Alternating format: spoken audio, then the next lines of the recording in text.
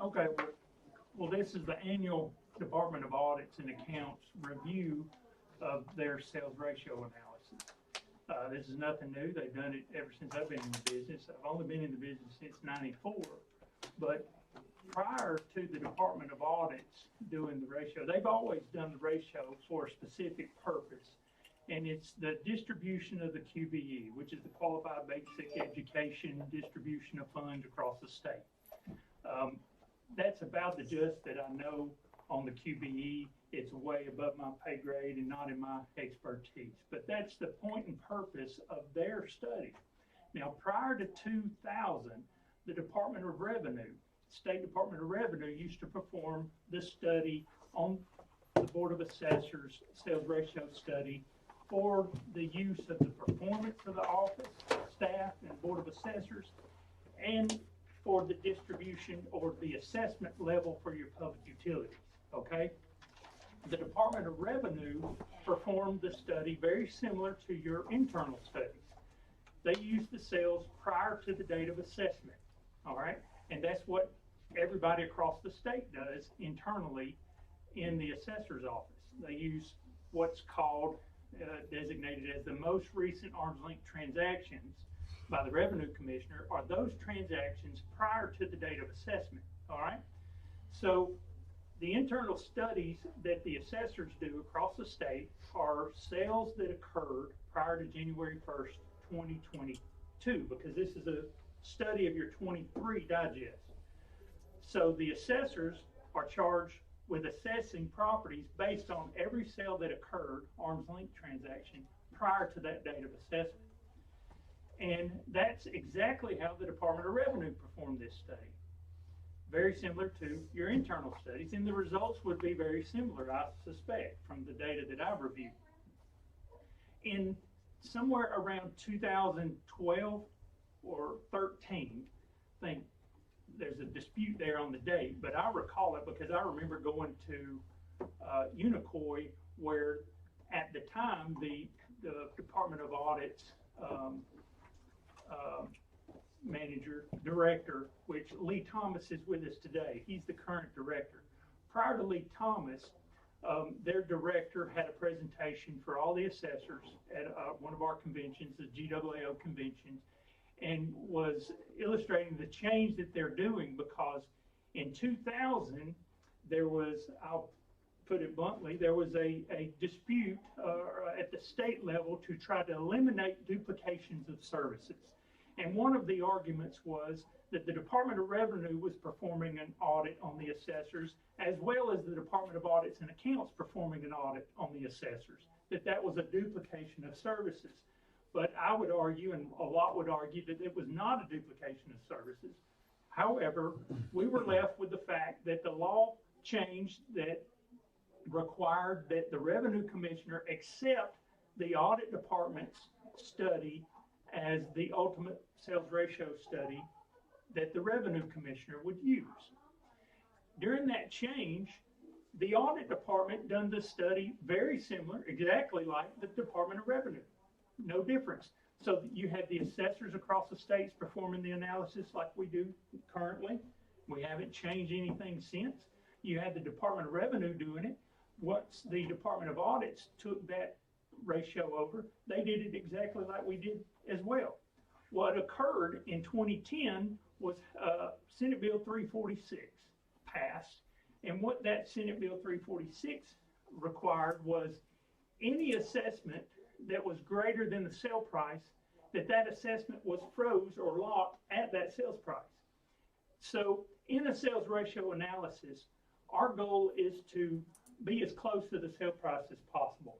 In a nutshell, the perfect scenario is you would have half of your sales slightly above what they sold for and half of your sales slightly below what they sold for. Ultimately, we have a tolerance range. It's about 10%. 36 to 40 ratio is 10% tolerance range that we couldn't be so far from those sale prices. But the goal was to have half of our sales or half of our assessments greater than the sales price and half of them below. And we've done, our median measurements would be a perfect 40 ratio. I don't know why they use 40 it's smoke and mirrors. It should be 100%. That's a separate issue. But so at that time, all the assessments analysis, sales ratio studies were done very similar. When Senate Bill 346 come out and locked this, or capped the sale price, capped the assessments of those properties that sold where the sale price was less than the assessments, the Department of Audits had issue because their study come out and everybody across the state was at a 40 ratio. And so Todd Paschal, which was the director at the time, had their code section changed, and I've got documentation of that, where they changed their code section to come up with an alternative method to measure the assessment levels. And during that change, it separated the two different studies, where they're now not using the same data set. They're not using the sales prior to the date of assessment. They're using sales after the date of assessment, okay? So they're using sales that occurred after the assessments have went out. The assessor's office never knew or had any of that information. It was in the future. It hadn't occurred at the time the assessments have went out. The audit department comes back and uses a different year's market data in addition to adjusting those sale prices back to a specific date and time. And there's several issues here, and I don't want to get bogged down in the weeds, but one issue is you're using different market data, number one. Number two is you're adjusting sale prices, which we're restricted from doing. So they're adjusting future sale prices back to a specific date, where the assessors are measuring property values over a year. Our effective date, for appraisal terminology, our effective date is not the value on January 1st. It's what's cited on the property on January 1st shall be taxed. The value of the effective date is a median measurement over the year. So effectively, if you want to put a date on valuation, it's somewhere in June is where the assessors are measuring. But there is no effective date in mass appraisal because we're required by law to use all 12 months of sales that occurred unadjusted. Our code section states that a sale that occurred January of 22 is fair market value, and the sale that occurred December in 22 is fair market value. Every sale that occurred during that year is fair market value. That's under our definition of fair market value, unadjusted. So using and considering all of those samples or all of those sales, the median measurement of those sales is what our studies are done on. And again, it was the same study that the Department of Audits used to perform and the Department of Revenue. That's how we're trained, taught.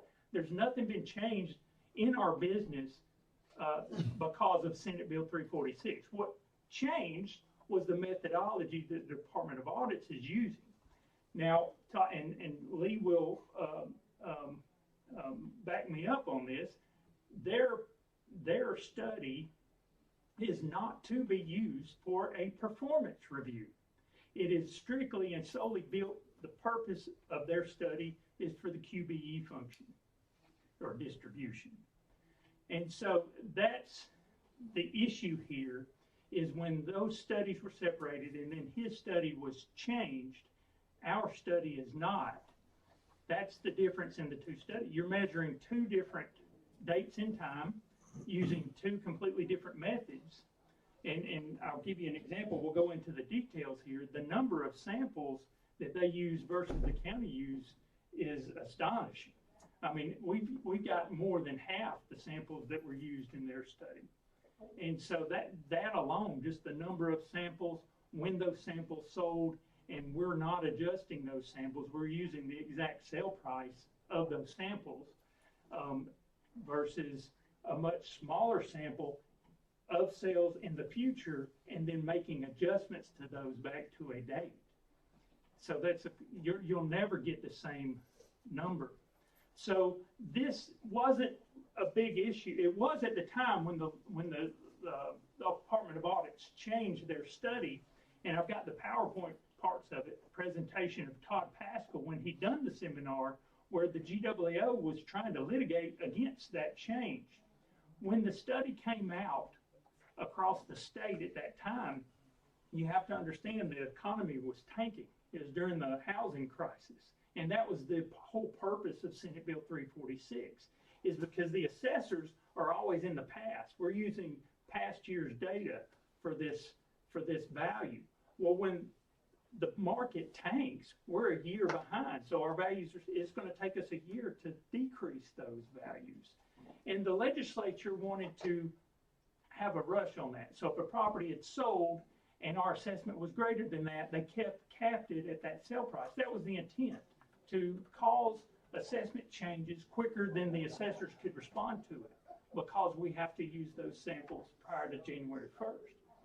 So that was the intent, a good purpose and intent of 346. However, it caused this huge disconnect now for the measurement of QBE versus performance and public utility assessments. So when the methodology was changed, he introduced this at our conference. Their studies came out that year, 2012, 2013. It showed that the counties were actually better than their internal studies. And so everybody kind of backed away from the table and said, okay, well, this is not going to be the issue then. Their study from his new methodology is actually indicating that we're better than we are internally.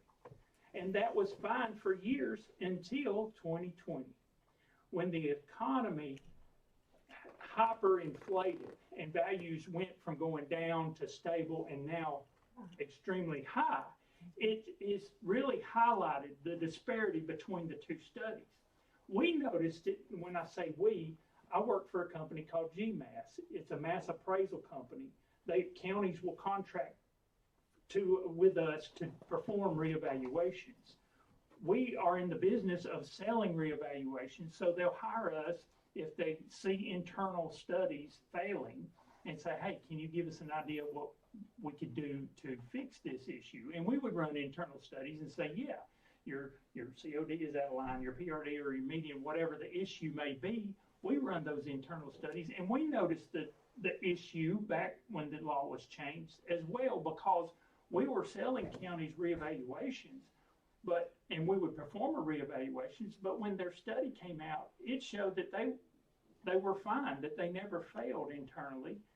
What was the need in paying for a company to reevaluate the county if the audit study showed that they passed? And so we noticed the issue, but we're like, this is crazy. Nobody really appealed or had any concern with the audit department. Again, back in 2010, I know it's 10 years, but 10 years, nobody ever had to appeal to the audit. Everybody was still following the Department of Revenue's analysis and recommendations and training. So we never really dealt as assessors with the Department of Audits. It was never in our place too, because it was always addressed to the Department of Revenue. But when in 2020, when these studies come out, and I've got a couple of slides here to show you of how drastic that changed every county in the state. More than half the state failed. And so that should have been a red flag to somebody. Why is more than half the state failing? And so we showed them our data. We said, look, guys, we saw this coming. We've seen it for years, but we can't appeal that. It has to be a governing authority. And so we were trying to explain what the issue was. The issue has existed since it was changed, since Senate Bill 346, 2010. It's never been a big issue regarding a ratio study until 2020, when the hyperinflated economy started. And because we're allowed 10% variance in our assessments, we were never 10% away from their study. But when the economy rose and the values of homes have increased, we have North Georgia counties that increased 30% twice in 1 year after the other. So we've increased assessments up there dramatically. But it's not just in North Georgia, it's all over the state. We have it on the coast that's went up 30% in the last couple of years. And so the last 3 years since 2020, you saw the economy increasing greater than 15% or 10%, which is our tolerance allowance. And now that's what's caused the disparity between the two. So it's not just a Jones County issue, it's a statewide issue. And that's why we're on the board at GAAO lobbying. We went and met with the House Ways and Means Committee. And we did get some promising changes passed last year, and we're going back again this year in hopes to fix ultimately the two different studies. Last year we undone 346. Now, along with it, it gave the Board of Assessors authority to appeal this study, which I think is redundant, but that just come along with it. We weren't going to balk that if they were going to give that to us, but I think it still should just be the governing authorities allowed to appeal. I think they need to be involved in that. That's what the tax is for. And so, but anyway, it's a different topic, and I'm sorry to digress, but this is a much bigger issue than a Jones County issue. It's a statewide issue, and we've appealed in 2010 and 2020 we appealed 10 counties. 60% of our counties failed their ratio studies, and I've never in my life, since I've been in the business with the county or with the contracting, have ever failed a study. I mean, that's what they hire us to do, and then they hire us, and we wind up failing this study as well. So it affected us as a company, but it affected more than half the state since 2020, and so that's what I'd like to point out is this is not a Jones County issue. It's not. It's an issue with the study, and I've analyzed the study that was approved to mail the notices by the assessors. I've analyzed their studies, and I've got the issues between the two pointed out in this PowerPoint here. Or still saying, explain to them what you expect to happen. Well, now, all right. And maybe at the next level of arbitration. This is our second appeal this year, and we've got several more in the mix. I think we've got a total of 7 so far that's filed the appeal. And the last couple of years, the history, their study has evolved and changed every year. It's never exactly the same. Either the adjustments are the same or the number of samples used is the same. But we were unsuccessful for the majority of our appeals during this phase of it. Once you appeal to arbitration, where it can be heard by 3 arbitrators, that's where we saw the biggest impact. Every appeal that we took to arbitration was ruled in more favor of the county. It was moved, and every appeal was moved in favor of the Board of Assessors. Not one ruled in favor of the audit departments. So that was encouraging to me that I'm not on this island alone. Not only does GAAO feel the same way, but everyone that failed, I'm sure, feels the same way. And so we tried to address this. I wish we could get the state auditor and the revenue commissioner in the same room. Lee is the director of the sales ratio division. He's not the state auditor, but I wish we could get the state auditor and the revenue commissioner and get this House Ways and Means Committee, because there's only a few people that understand what a sales ratio is and what it's used for. And I guarantee you no assessor understands the QBE or why this study for the QBE is used for the performance of this office. Or why are you even considering using this study for the 23 digest for your assessment level for your 24 public utilities? You should use your internal study to assess your public utilities. The county has based their budgets on this year's digest. This year's digest on all other classes was close to a 40 or 39 ratio, I believe 38.5, 39 ratio is what all of your other classes of property are being assessed on this year. So when you get your public utilities from the Department of Revenue this year, don't use last year's study as the assessment level, you use your internal current year study. So to me, it's not a public utility issue because it's the Board of Assessors that adopts the assessment level for your public utilities. And I would recommend you adopt a 40 assessment level for this year's public utilities. So it's not public utility is the issue. It's not, in my opinion, QBE distribution issues, because that's nothing to do with the Board of Assessors. It's a performance audit. It's used every year when we submit our digest, and this year is your review year, your digest review year. So it's gonna be, now there's an appeal opportunity at that point too, to appeal, but I've been unsuccessful in that appeal because they're forced or required by legislation to accept their study. So the only appeal avenue in this is, unfortunately, to appeal to the Department of Audits. And it's final at arbitration, which I have issue with. There's already been court cases that arbitration can't be final because it can never get to the judicial side of the law. It stays in the executive branch. But we've been successful the last 2 years once we've appealed to arbitration.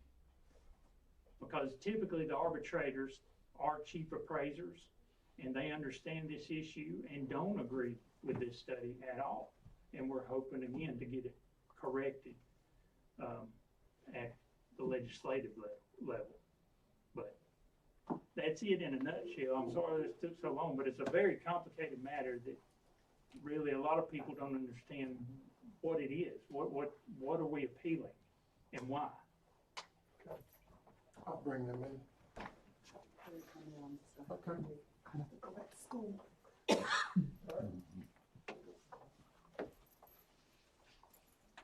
on in.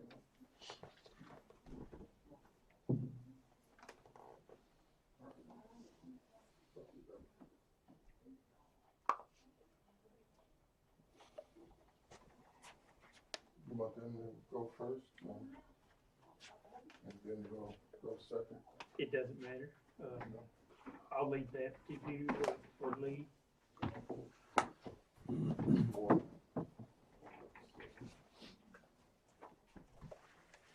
Howdy. Miss Casey. Hello, hello. And Mr. Lee.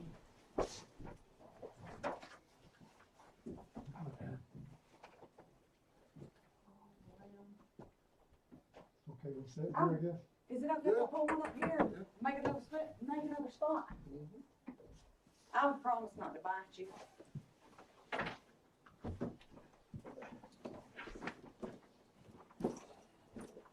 When's the retirement day? When you heard? Probably next year. Really? Well, congratulations. Well, thank you. Lucky dog. Hey, you get there, man. I don't know, maybe. That reminds me, Stan, how's your grandbaby doing? Awesome. Growing up? Yep. Crawling around, almost walking. Oh, goodness. Yep. Saying papa. Aw.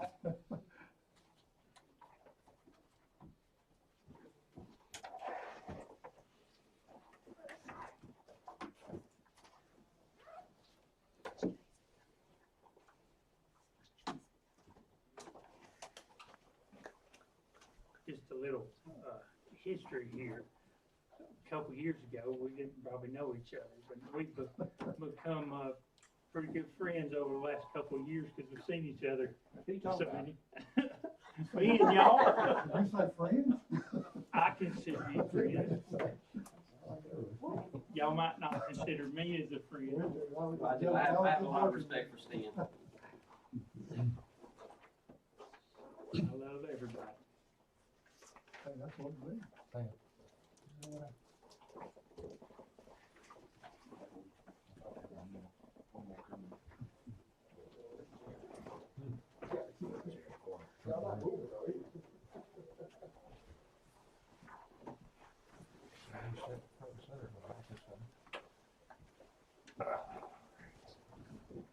I'm sorry, Ronnie, I'm taking up for your spot. You got quite a room over there.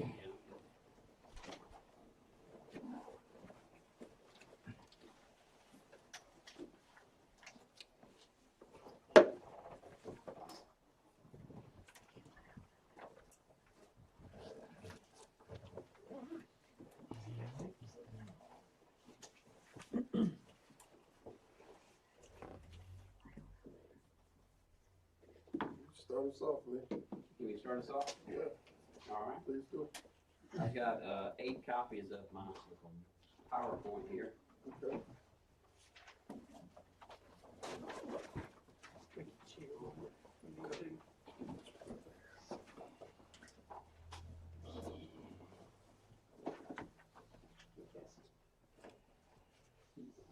Oh, I'm sorry. You're welcome. Benefit. Okay. Okay. You want to share one? Yeah,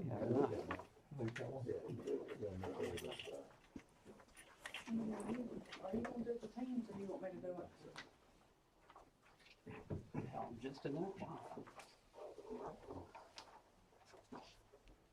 You want to do the teams or you want me to do it? Yes, you did.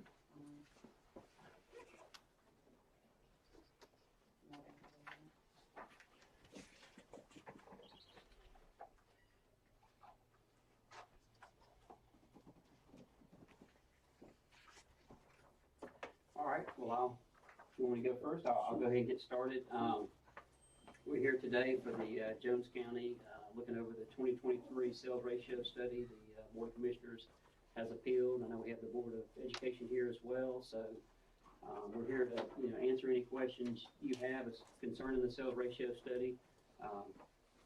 This is typically what we've been doing the last couple of years in these appeal hearings, is putting together kind of a packet of information, kind of shows some of the points as far as digest changes, what the market's doing. I can go through some of that and show you kind of what's going on with the Jones County market, the rest of the state, and some of the results of what we come up with.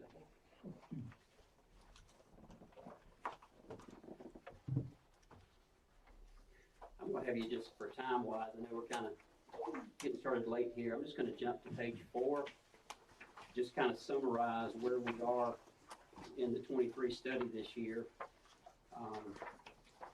You can tell the top line there as far as ratios, as far as looking back before 2020, the audits report and the county's report were very similar. The numbers were very close, and you can tell by the amount of counties that were below a 36.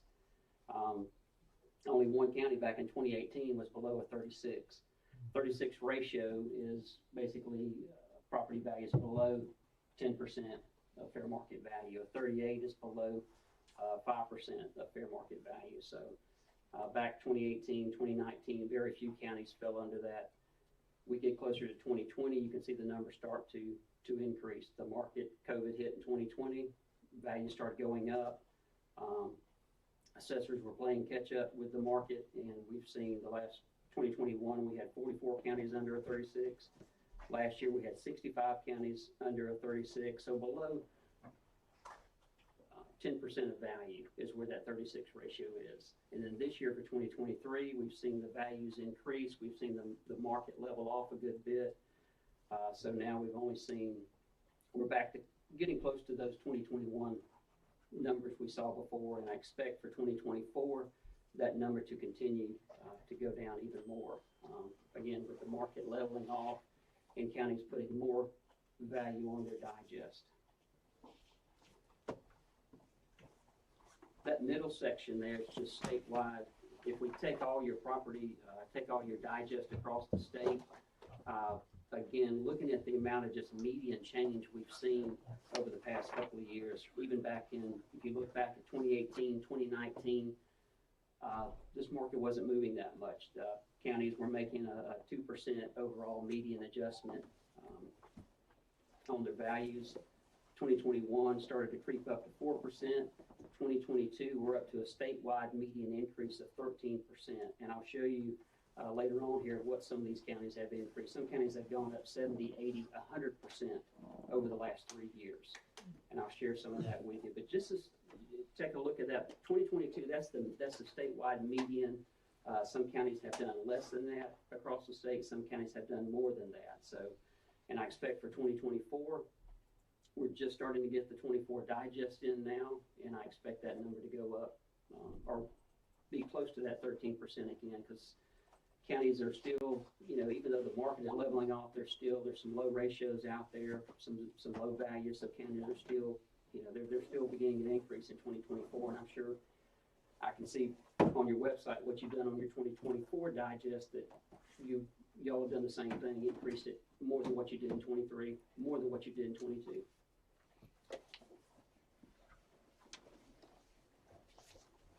And that last part there is the rollback sheets. These are what all the counties turn into Department of Revenue. We'll get a copy of these. Again, it gives us some idea of how much inflationary adjustment the counties are making on their digest. Again, back in 1819, really wasn't tracking all that much, so I started picking it up in 2020. And just look how little amount of inflationary adjustment across the state is done in 2020 compared to 2021. It starts to increase 2%, 2022, 6%, and then in 2023, up to 8%. So that's the inflationary adjustment. The highlighted yellow below that is the new construction or new improvements picked up in those properties. So again, 2023, 8% across the state is the median on inflationary, and improvement-wise, about 3%. That new construction, all the new things added. And I'll show you in a minute what Jones County rollback sheets we got and what they're showing. On the next page, page 5 just shows the Georgia MLS data. They put it out there every month. They track the median sales prices of these 29 county areas. On the next page is a graph of where we've kind of gone from 2020. You can see across this 29 county area, and I know Jones County is not in this 29 county area, but they're right there. Jasper's in there, Butts is in there, Lamar's in there. Jones is right there, adjacent with Jasper. So just a lot of sales data, a lot of information to see, and just see how this market's moved. And like I said, back in 2020, we started off that January, close to 240 was the median sales price across that whole region. As you move up through 2021, 2022, we've now moved up to 340 as of January 1, 2022, that median sales price across the area, $340,000. And then we start to see the market finally have that fall seasonal, where the market typically would peak in the June, July months and then come back down in the fall. We finally started seeing that in 22. We hadn't seen it for the past 2 years after COVID. In 2020, 2021, this market's just been going straight up. In 2020, you can see that little bit of dip there. That's where COVID hit us. The market just took a pause. And then the rest of 2020, just after that, kept going up. But again, just show this, looking at, where we are today. We're looking at Jones County at that January 1 date of assessment, that January 1 fair market value. And you can see across that area how things began to level off, looking at the 22 sales, looking at the 2023 sales. It's interesting, for both those years, that median hit right around the same point. So we finally got some leveling off. We finally got, markets kind of hit their ceiling, and even for 2024, it's gone slightly past that, but you can see it's already started to come back down. And we'll see the rest of this year what happens with the market, with the interest rate, with the election, everything else. And on the next page, I pulled this off your website, just showing your 5-year history. I was curious to see what the county had done with the 2024 digest. So I was just comparing the years down there for the total value change as far as from year to year. 2022, you went up about 2.5%. 23 is the digest year we're reviewing today, about 6.5%. And then I see significant increase. You double that for 2024. Looks like your digest is going up 12.5%. So a huge increase there.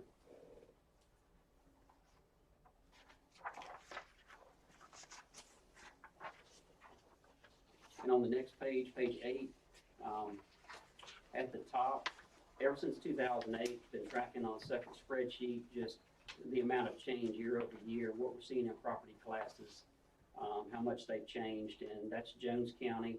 The orange there is looking at the value changes just in the residential component. You can see from 2020 to 2021, went up about 2.8%, 21-22 about 3.7%.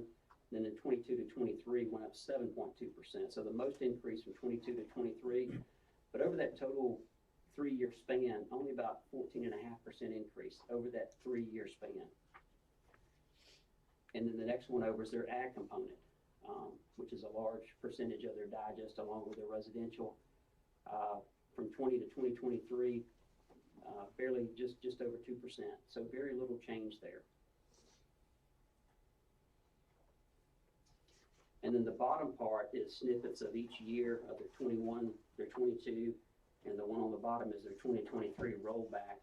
This is where each county goes in and identifies what changes they're making from 22 to 2023, if they're making inflationary adjustments on those changes in their values, or if they're making improvement, new construction, those types of changes. And again, the majority of changes over in the far yellow have been in that new construction improvements added category.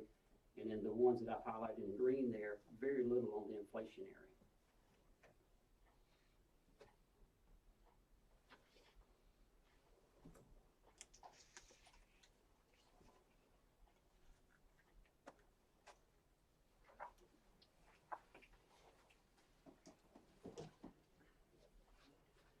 And on the next page, kind of giving you a full look at that spreadsheet, what, digest values have been moving across the state.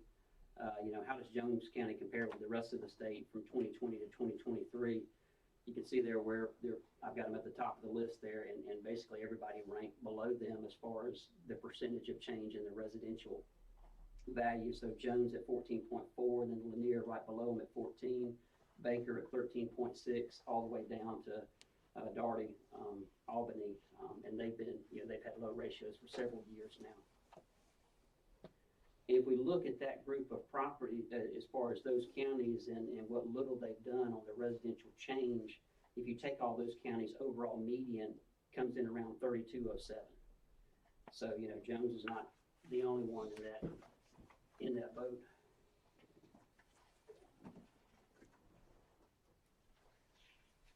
And we've seen a lot of that this year in the appeals. A lot of these counties, especially down here in the South Georgia area, that have just not done a lot to their digest. The market has increased.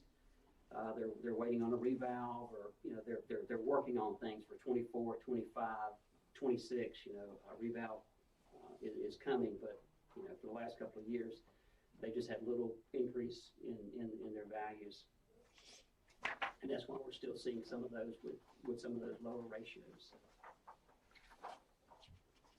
And looking on the next page, give you a look at the top end of the spectrum. Who moved their most residential properties the last 3 years, and green's pretty much at the top, followed by Union, Jackson. When you see their 111% increase in their digest over the last 3 years. And just going down the list, trying to look at some counties that, close to Jones County. The first one that pops up there is Lamar County. They've increased their residential properties 84%. So not too far from here, Lamar. And then looking down the list is Putnam. Again, 74% on the residential increase. On down the list, you've got Spalding and Macon. Very similar. Spalding went up 72%. Macon went up 71%. So again, just trying to show the amount of change in this market the last 3 years, what's going on. And with Jones in that residential area, only 14.5% is very low. And again, that's why the ratios are coming in low as well.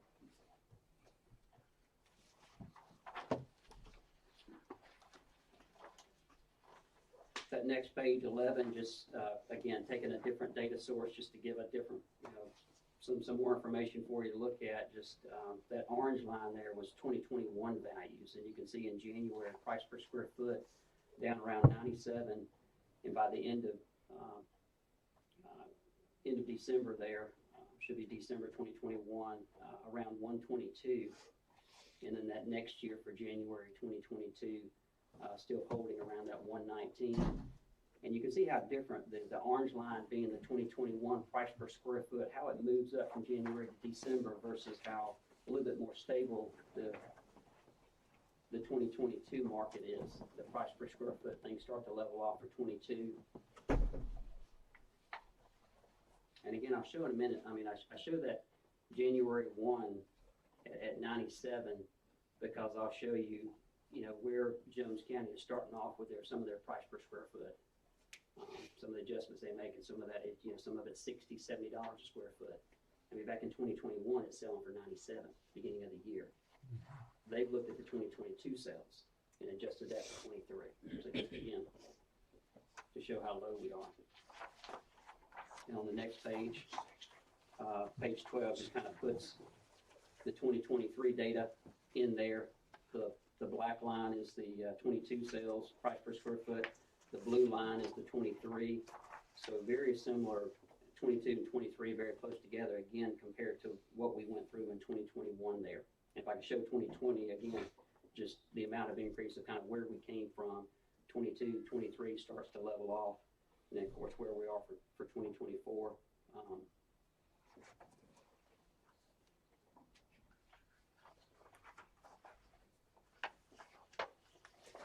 The next page is the trend adjustments we've made.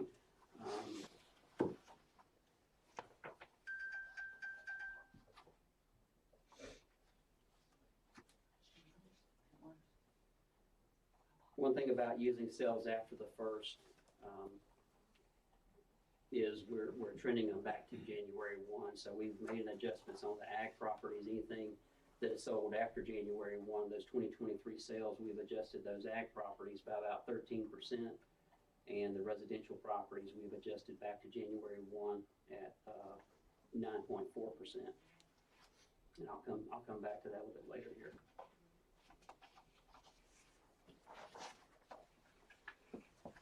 And on the next page, 14,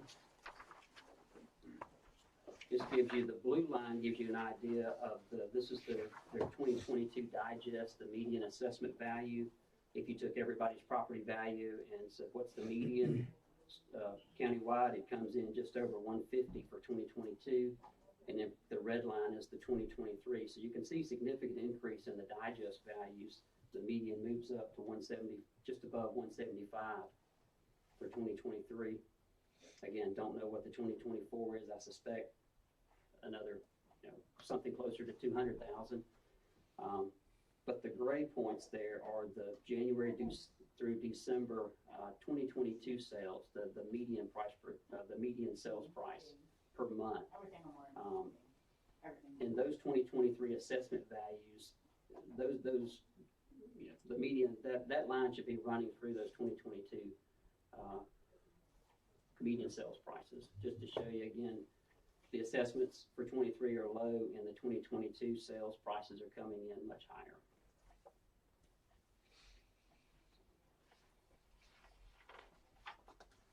Next two pages are just the 2022 study. Just wanted to include that, where we were last year.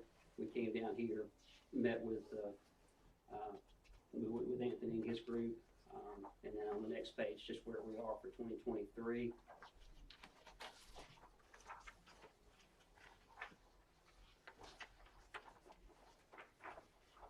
Close to finishing up here. So on page 17, this really shows your digest changes over the years. And the far right column that shows the comparison of changes from 22 to 2023. The percentage change as far as value, the most change was from 22 to 23, went up just over 7%. The year before, just under 2%. The year before that, 2%, 2.5.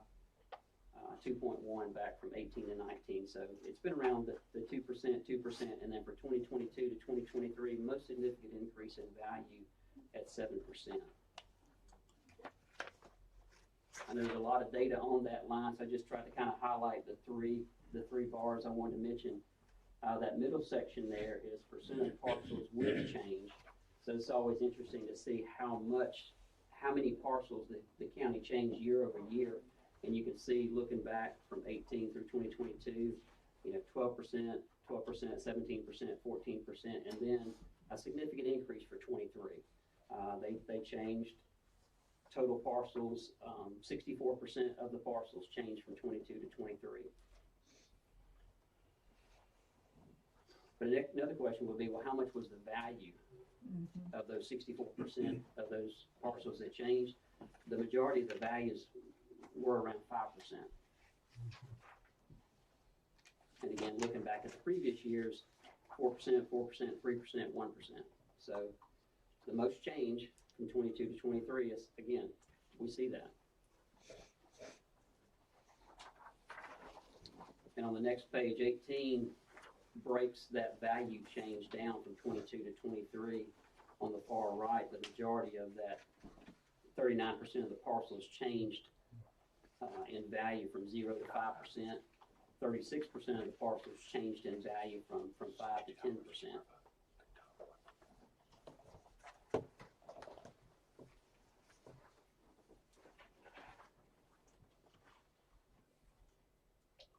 And I think what we should have probably seen was down a little bit further, a change of 20 to 30%.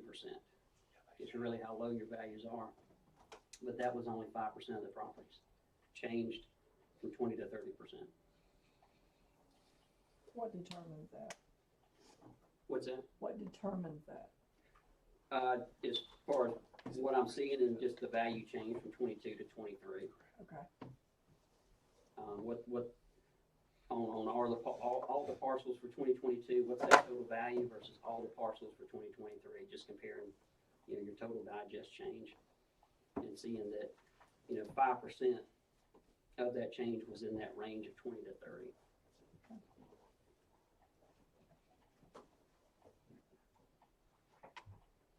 Because again, the past 2 years, the ratio study, has come back for 2023 showing your residential about 22% low at a 31, 39 for 23, and then about 17% low back in 2022 for last year.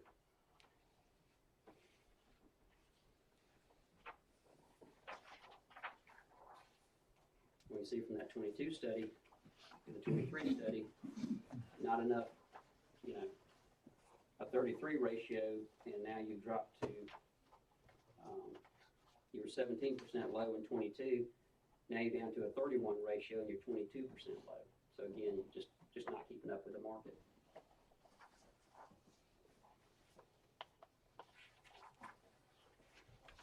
Just a couple more slides here and I'm almost done. This page 19, there's a lot of information here. I can send you the spreadsheet, but I just wanted to kind of take a look because there's always a lot of argument about, well, the Department of Audits used the 23 sales and we used the 2022 sales. And, the last 9 years, we've been doing it this way. And you know why we've been doing it that way. With SB 346, when it was passed years ago, when the market was crashing, a lot of values, the assessors would have $200,000 on the property, and the person in 2008, when values were dropping, opposite of what they're doing right now, the person bought it for $150,000, and then they get their tax bill the next year, and it was still $200,000. So a couple of years of that, the lawmakers said, we're going to fix this. We're going to pass SB 346, and whatever it sells for that in that prior year, like in this year, 2022, we're going to hold it for that value for the next year. So you can imagine what that did to the sales ratio study. Yeah. The majority of the state had a 40 ratio, and property values were going down. So we looked at IAAO, and it's like, and I think it was 2014, we put out that study. Majority of the state came up with a 40. We went to the lawmakers and said, we got to make a change. They agreed. We consulted with IAAO, and we started using sales after the first. IAAO has basically 3 different ways to do a ratio study. The state Department of Revenue instructs the counties to do it, looking at all the sales leading up to January 1. Another way of doing it is looking at, say, 6 months before January 1 and 6 months after, looking at sales on either side of January 1. The third option to do in it, which is what we elected to do, was look at sales after the first. What that does is it takes out all that bias. And what I mean by bias is it takes away the notion of the opportunity for the county to chase sales. Chase sales. Match, whatever those 2022 sales came in at, they could adjust those values and have a perfect ratio. That's sales chasing. We can test for that. We can correct for that. That's what we did prior to 2008. Prior to the change in SB 346. We were using the same data as the county. We were testing for sales chasing. A few failed, a few were corrected, but again, the market wasn't moving like it's moving right now. So it's kind of, SB 346 said, you know, you're legislatively to sales chase some of those values, that the value couldn't be any higher than what the assessors had the property valued at within their schedule. So that's why over the past few years we've been using sales after the first and trending back to January 1. And like you've heard them say, many counties have said, you know, before 2020, our numbers were very similar. The market wasn't moving that much. So if, you know, if the county came up, if they looked at the last three months of 2022 and those ratios were coming in at a 39, we're looking at the first couple of months of 2023, ratios still coming in at 39. We're coming up with the right answer. We're even trending back to January 1. But now, the last couple of years with the market increasing like it has, again, it just shows how much many counties are trying to catch up with those values. So the reason I did this spreadsheet here was just to go back and take a look at what the county used in 2022. So the county used 2022 sales to adjust for their 23. We looked at the 23 sales, and depending on their assessment, the sales price, and what day it sold on, we adjusted back to January 1. So looking at their 2022 sales here, I pulled this off of Q Public, off their website. This is just the FM, so this is not the land only. This is the improved residential only, not the new construction, not the mobile homes. So just the real property, fair market improved sales. And I pulled, based on what they had on their website, all these listed as FM. So we've got 329 sales. That median price per square foot is about $115. That middle number of 28%, that's how much value was changed between the 22 value and the 23 value based on those 2022 sales. So those 329 sales that took place in 2022 were adjusted percentage-wise about 28%. And then down below that, I've highlighted 29 of them had, you know, 0% change from 22 to 23. So whatever they were valued in 22 was exactly what they're on the digest for 2023. So no value change there. So if you look at what their 2022 value was before they had to adjust for their 2022 sales, their ratio on the far right there in orange is coming up 2707. And if you break that down, what's their price per square foot for their 22 value? That's about $76 a square foot. So they review these 329 sales, they make their adjustments. So now they've made the adjustments on these 329 sales, and that median is up to a $37.17. That price per square foot is $100 a square foot for those 329 samples. Now we know they've adjusted other properties, but the point is not as much as that. And if we look on the next page, I flip to the 2023 sales. So if the county adjusted for that group of sales, their internal, they were showing about $76 a square foot. If they moved the price per square foot up to 100, we should see this next year, because looking at the 2023 sales, that median price per square foot is coming in at 111. 22 was coming in 114. These are 111, so very similar price per square foot value. But when I take these 2023 sales, fair market off their website, there's 241 of those. We're seeing less sales year over year. The values are still going up, but the volume, the number of sales are going down some. But if I take all the 241 FM sales off their website, that price per square foot comes in at 111. The beginning ratio for those properties, again, looking at the 22 value compared to the 23, it's a 25 ratio. And the 22 change from 2023, these properties only moved up from $68 a square foot up to 70. So now they've moved from a 25.35 up to a 26.17 ratio.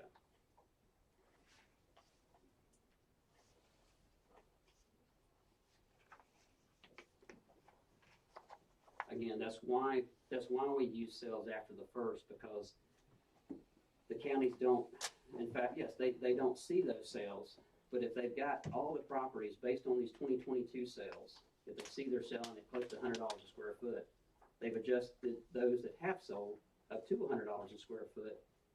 And we take a peek at January, February sales, right after the first of the year, we should see price per square foot at the county side, you know, close to that $100 a square foot. That's the sales they were using.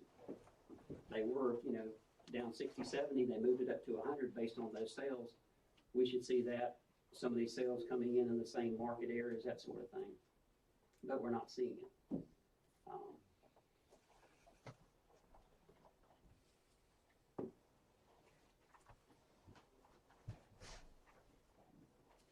So that, you know, that presents a uniformity issue. You know, treating the sold and the unsold differently.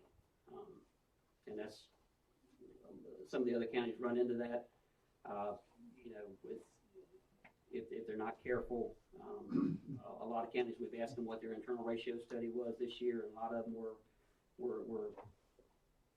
still close to what we were coming in with. Some, you know, we would come in at 35, and the county's like, yeah, our internal ratio study comes in at 35, because overall, all their assessment levels are basically at that point.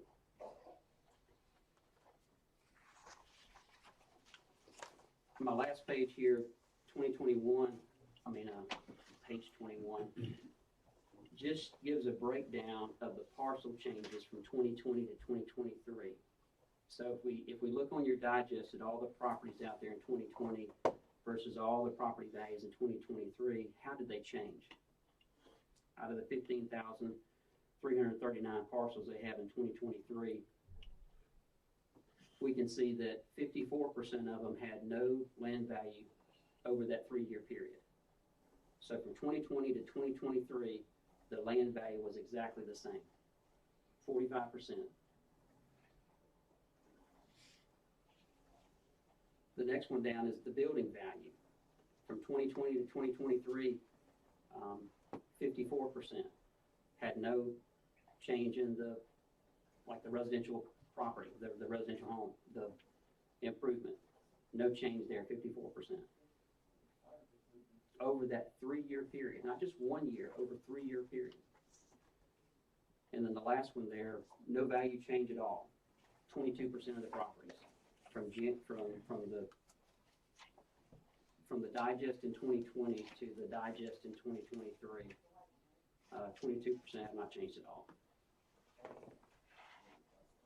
And again, I don't, we're just getting in your 24 digest, so I can tell based on the website that they've increased a good bit. Just don't know if that's enough, but this is just from 2020 to 2023. And then that last slide there, last page, is just, you know, again, where we are today with the 2023 study.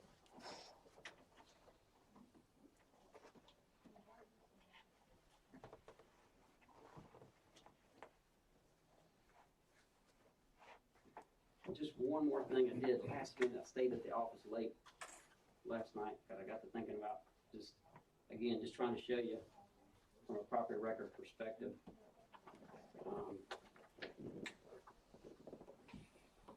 I took our sales ratio study and just flipped on the first page there. Looked at what was popping up on residential and spotted this one here that sold January 30th. And just wanted to show you kind of what I did with that.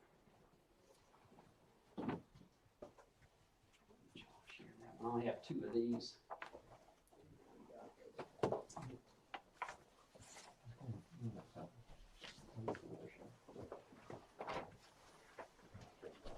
But this is just a property I pulled up just to show.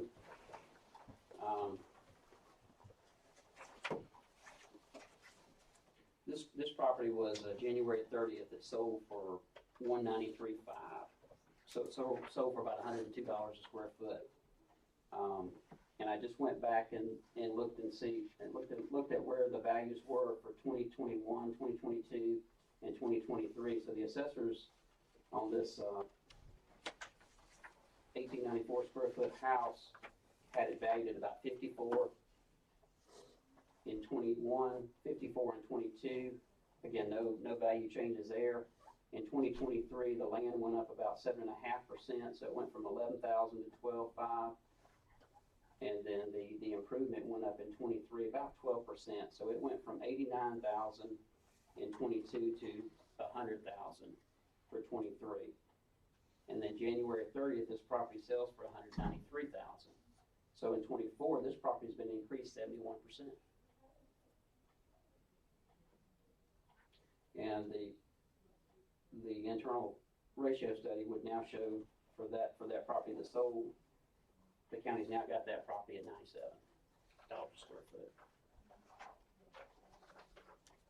So what that looked like on the ratio study, it came in January 30th sale, 193. Because it sold January 30th, we were calculating about 9% trend in Jones County. So we adjusted it back to January 1, and we took off about $2,900 and put it at, instead of 193.5, we adjusted it down to 190. And I got one more and I'll be done. Took another property that sold a little bit further out, just so you can see kind of what we're doing with these 2023 sales and how we're adjusting them. This is one that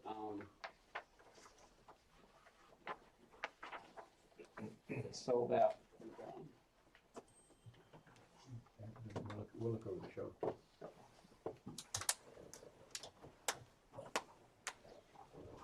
Yeah, I was just, looking on that first page, just glancing to look at a couple property record cards. And this is one that fell into that category. For 21, 22, and 23, no change. The value's coming in $79 a square foot from 21 to 23. On 5/10/2023, it sells for $250. Being that it sold on 5/10, we took the $250 and adjusted that sales price by $16,884, about 7.2%. We adjusted it down to $233.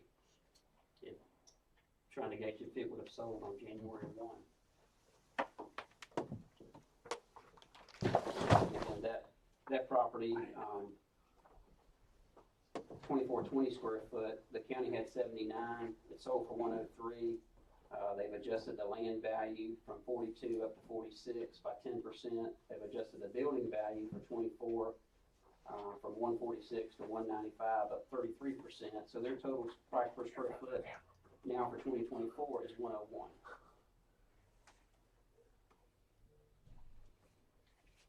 So just wanted to show those as examples of basically everything that's sold. What we sent you of the sales samples that we used, everything in 2023, with the residential properties, they've been trended by close to 9.5%. What's that? No, we've got. They've been trended back. So these are not the actual sales prices. These are something less than the actual sales price after we've trended it.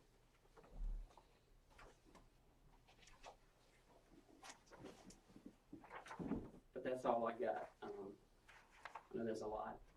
You got probably a lot of questions. Just real quick, on the methodology that they're adjusting properties after the sale, are you finding that they're doing it accurately?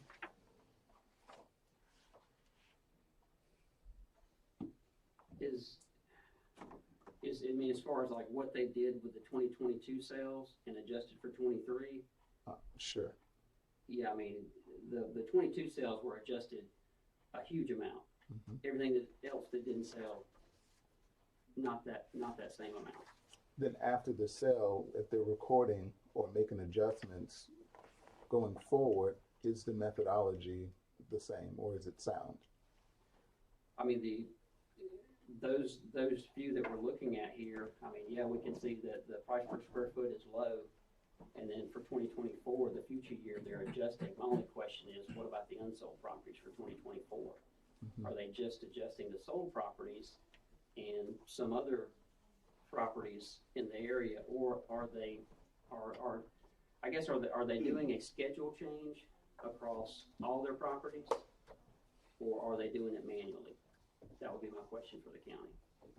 I think in answering your question, it's important to note that we don't have access to all of that information. We have the digest information, so we're seeing the digest value for the prior year and the digest value for the current year and so forth.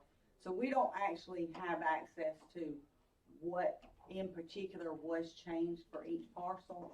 But to just kind of touch on what Lee was saying, if looking at 2022, 752 parcels sold out of 15,339 parcels.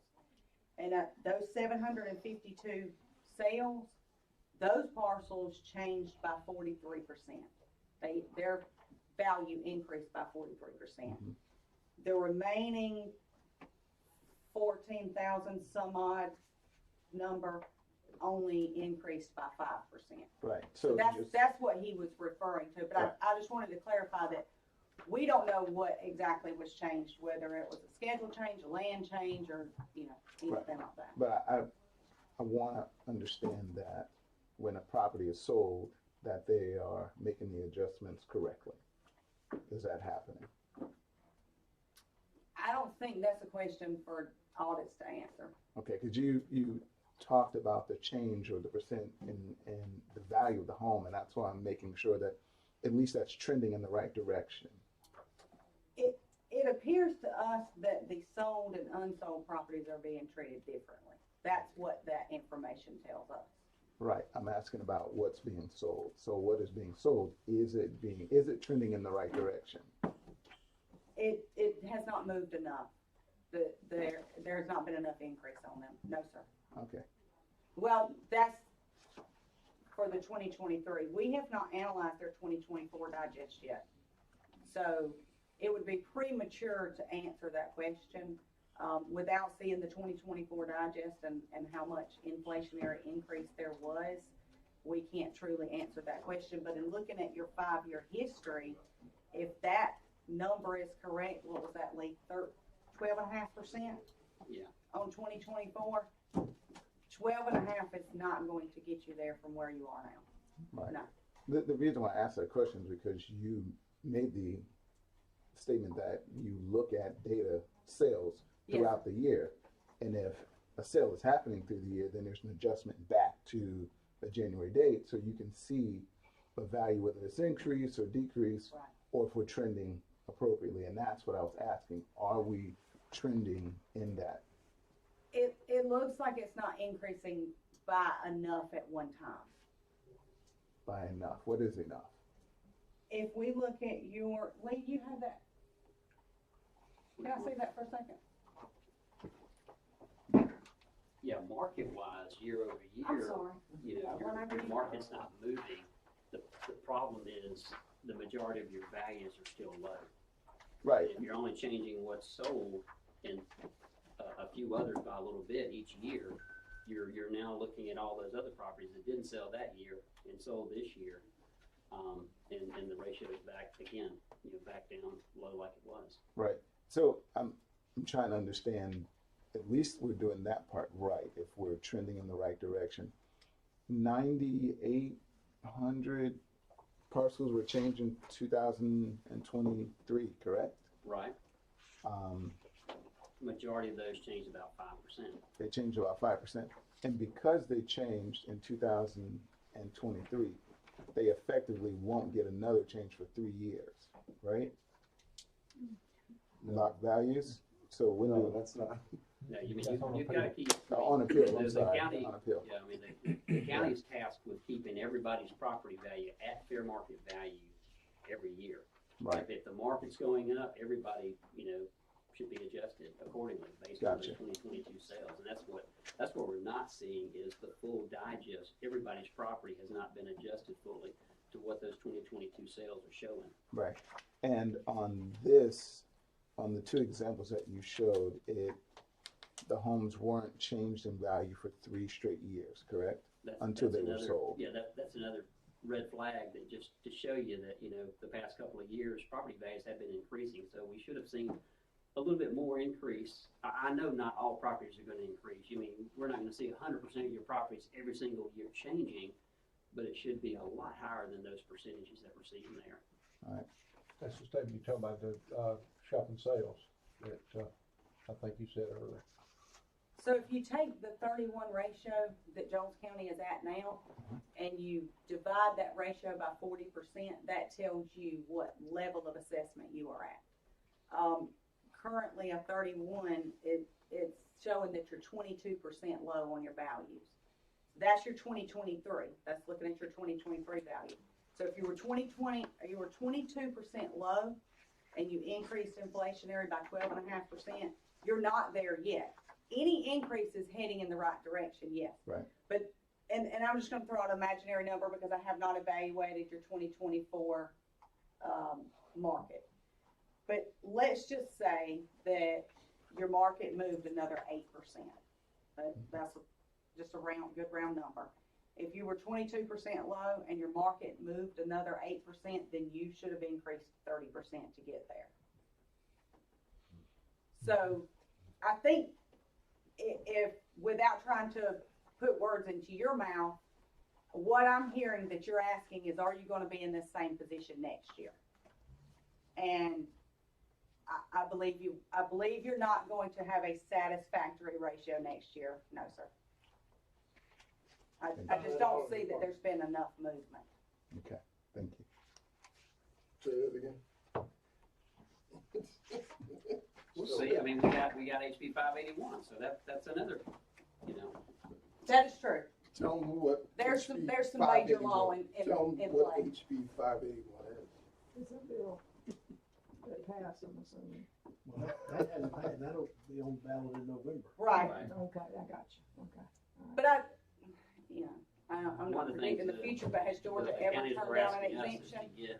to get audits in the counties back That's on the true. same page. And the one thing that we told the legislatures is the one thing that made us change years ago was SB 346. Right. That one change to the definition of fair market value that basically it's like, you know, people who sell their property are being kind of given a kind of that 1 year freeze depending on what they paid for it to get everybody else. So it went against uniformity years ago when they passed it. You know, we saw that, the counties saw that, counties put out a white Yes, ma'am. paper, you know, saying that, but, I mean, at that time, it was, you know, the market was going down, and what else could they do to appease, to help the taxpayers with the property values? The assessors just couldn't lower the values quick enough, fast enough.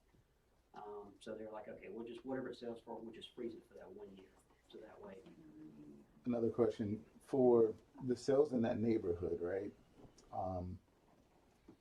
When that happens, how long does it take or should it take for the rest of the neighbors to get to that level, right? If that is now the established market value of the house. Because in my neighborhood, if a house hasn't sold, we may not see that change, but for uniformity purposes, if a house sold in the neighborhood for $250,000 and my house was assessed at 111, right, 3 years ago, should the assessor go in and go, the rest of the neighborhood is going to go to that value? That's the schedule. That's going in when they go in and do a schedule change. So automatically, the houses in that neighborhood, like similar build, same builder, theoretically, in terms of a subdivision, all the homes should go to that value. If there are enough of those homes selling to indicate an actual market change. So Yeah, it's just saying, one, you don't want just one sale. Right, right. you can't go with that. No. I understand, but that's going to be the appeal factor, right? Well, Because I recognize that this house went to this number, then if my house is at that number, then so should my neighbors. Or conversely, as you know, as a real estate person, right? When I look at the values of the home, if my assessor is saying, all right, that house is this value, I don't want to go and say that they're wrong because they did not make adjustments for 3 years to a property, even though one is sold in that neighborhood for this value, if that makes sense. Because if I look in, I'm gonna say Clifton Ridge, and in that neighborhood, homes are selling for $250,000, but that house sold, and 3 years ago, no houses sold, or in a 3-year period, no other houses sold. Those houses have a a smaller value, about maybe 110, 148 on the books. How do we get that neighborhood to that value? But is that one sale truly enough It's of a not. market indicator to move the entire neighborhood? My question would be, what percentage of that neighborhood selling would trigger that? Well, that would be something that your Board of Assessors would want to establish. What are What the is other, that? what are the other neighborhoods doing? So, Price so, per square foot are they selling for? That would kind of help so when me that happens, establish a point of, okay, across the county, I'm seeing neighborhood after neighborhood, this price per square foot level, Mhm. and we're down here. That should tell us that, you know, our base price maybe needs to be raised. That's what we've seen the last couple of years. Many counties have been raising that base level. They're like, we've got $50 a square foot we've had for the last 4 or 5 years. We've got to raise that. We've got to raise it to 60 or 70.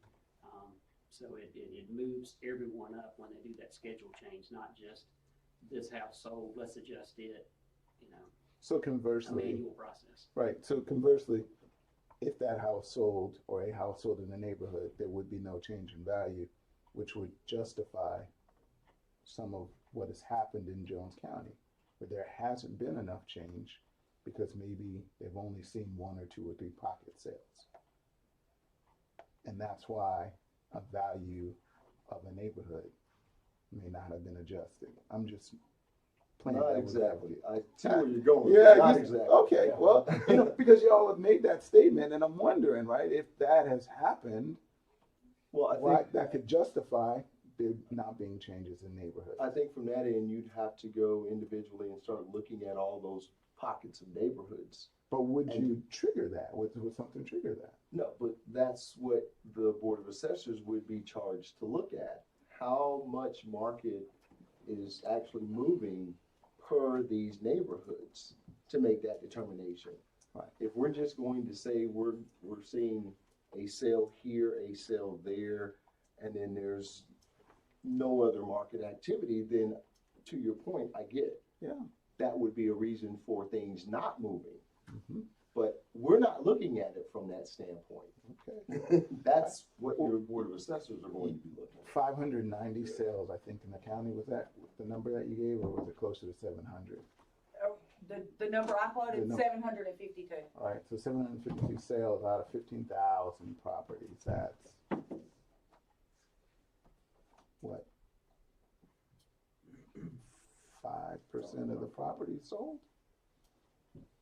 Am I accurate?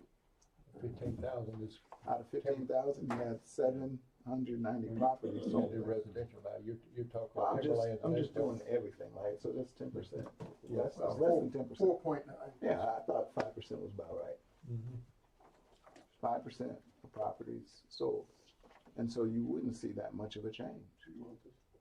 But I think there's I would just another, I think you also have to look at where the market trends have been. And so if we all understand that there has been a market trend that it's pretty obvious it's gone up to some degree. How much? Who's to say? But I think it's fair to say that the market has moved this direction from a 2 to 3 year period. It's gone this way. So if nothing else, that would suggest that there perhaps should be some costs or schedule changes. And that in itself would trigger some value changes that would not be stagnant over that 3 year period. And again, as a homeowner and a taxpayer, if nothing's sold in my neighborhood, I'm gonna argue different. And that's fine. right. You're well within your right Yeah, to do that. absolutely. But we can't ignore the construction aspect of here's the market and it's moved this way, Right, 5%. whatever the number is. It's moved. 95% did. That's all I'm saying. Okay. And we see the test in there because in those other markets, it made the values and what they're selling for, price per square foot. And then when you do have that one house that sells, it's right there with your other market. So kind of history tells you, based on past history and the trending in the data, where the county can make their adjustments. Because that's a huge adjustment to be making year over year if you're making adjustments on those sales. If you're having to make that amount of adjustment, you were pretty low to start with.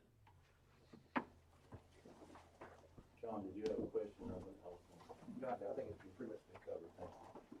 So my bigger concern is we were in the same place last year with low ratios. And y'all had an appeal here in last year, and we've had several meetings about this with commissioners, and we've heard from staff, we've heard from Anthony, we've heard from everybody involved, different opinions, different thought processes on it. We are not by any means professionals when it comes to tax assessment, so we are trying to figure all this out. But the fact that we have is we were low last year. Staff reported at one point that we should have gone, did y'all recommend $100 or $120 per square foot last year? And we didn't go enough, and that's why we're not seeing it. I think we went from 40 to 60, and we should have been at 100 or 120. So from what I'm seeing on here, the averages are between $100 and $120 a square foot based on the market now, just rough numbers. And if we're still at anywhere from, based on my notes here, from $50 to $76 a square foot, average of what we're seeing, and the trend is still going up on the market, then we're not going to get there. That's based off your 23 digest, so we haven't seen your 24 digest yet. I don't know how much they've increased that price per square foot. So that ratio study will come out next year. And I'm just 24 digest is already turned in, so what they can change at this point, looking ahead, is their 2025 digest. So what I'm comparing is 22 to 23, because we knew in 23 we needed to go up. And I think what Commissioner Martin was talking about is, are we going in the right direction? And the second question is, are we going in the right direction enough? I would say that we're going in the right direction. I would also say that I don't think we're going in the right direction enough, and I think you guys have said that. Yeah. But I think, I guess part of my issue is,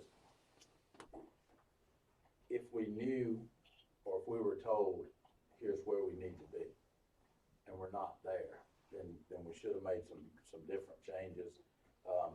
It's very glaring to me that 752 sales, and those were changed by 43%. All other ones were changed by 5%. We've talked about chasing sales. I don't know how you can say that's not chasing sales, and that's not comparing back to a sale. If that, it was only 752 out of 16,000 parcels.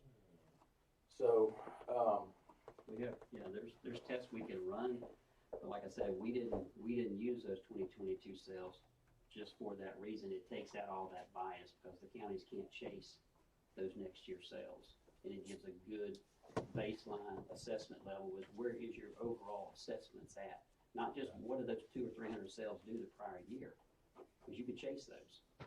So what does your overall assessment look like, especially when from year to year the price per square foot is falling around the same thing, and we're even trending on our side back to January 1. Is the county doing any trending? They're just adjusting based on that price per square foot. And I think it's important to note, while we're just having an open forum discussion, the report card of the tax assessor's office is not the purpose of our study. The actual primary purpose of our study is to equalize school funding. So as we design our study, we design that study around accuracy and equalization. Our study being used as a report card for the tax assessor's office is a byproduct, side effect, if you will, that our study is used for that purpose. but it's the only report card we have, right? Yes, it is. It is the only report card that's what we have. Yes. If I may, that there is a study done in your 3-year audit by the Department of Revenue. Right, that we're doing this year. Right, they'll look at your internals, but they are required to accept their study in that performance, but they also look at your internals during that year review. Yeah, because we were hopeful when we talked about Tony was talking about the 9,000 parcels, that we went to from 36 million increase in 21-22 to 22-23 of 139 million. But we talked about whether y'all are actually seeing those parcels in in the 23 review. But it shows, if I'm clarifying this right, y'all did see the parcels that were revalued, the 9,000 parcels, but it was only a 5% increase. And I don't see how Only quadruple value assessment. Only 5% of the properties. It was a 7% increase from 22 to 23. 7% value increase. Correct. 5% property. Assessment. Parcel. increase. 5% of the parcel. And so we get our, were those changes, were those for the 2023 digest or the 2024 digest? 23. 2023. So if those changes were made for 2023, then yes, we do see them. We get your digest from Department of Revenue. So whatever digest information is submitted to them and approved by them, they then share that digest information with us. And I think that's the validation for me. So 9,000 parcels y'all are seeing were assessed out of 16,000, rough numbers, 9,000 out of 16,000. We only increased 7%. We're 22% low. That's on the residential side. That's right. Yeah, so the 7% was the residential increase. There was, I believe there was a double-digit increase on some of the commercial. I don't have those figures in terms of how many of those 9,000 were residential versus how many were commercial. But if you look at the comparison side by side, you go 22 to 23, residential increased 7% plus. And then the commercial industrial was a little bit higher. It may have been double digits, and we could probably find that for you. What about agricultural? I don't know if I looked at it. Can't say that I looked at agriculture that much. Not a large tract. So the ags right here from 2020 to 2023, you only went up 2%. Do you have commercial? Yeah, it's the blue there. The commercial from 2020 to 2023 went up 17.69%, so almost 18%. And the industrial, not even, just under 1% from 2020 to 2023. But again, I don't know how many parcels were associated with that increase. So circling back, essentially what I'm picking up and what I'm reading, I'm just trying to make this for the people that might be watching. We got a uniformity issue. Mm-hmm. The properties that sell, they're gonna be under the microscope and really change. The properties that don't sell, it's essentially, I'm gonna call it a free pass. And that's not good, I mean, that's not gonna get us out of the hole with the ratios. No. It's not gonna get us out of the hole with ratios. I see these numbers. I see the 119 look like that. Is that the number we need to be at on square footage? 119. I saw some 119. Your December 2022, the median price per square foot was around 130.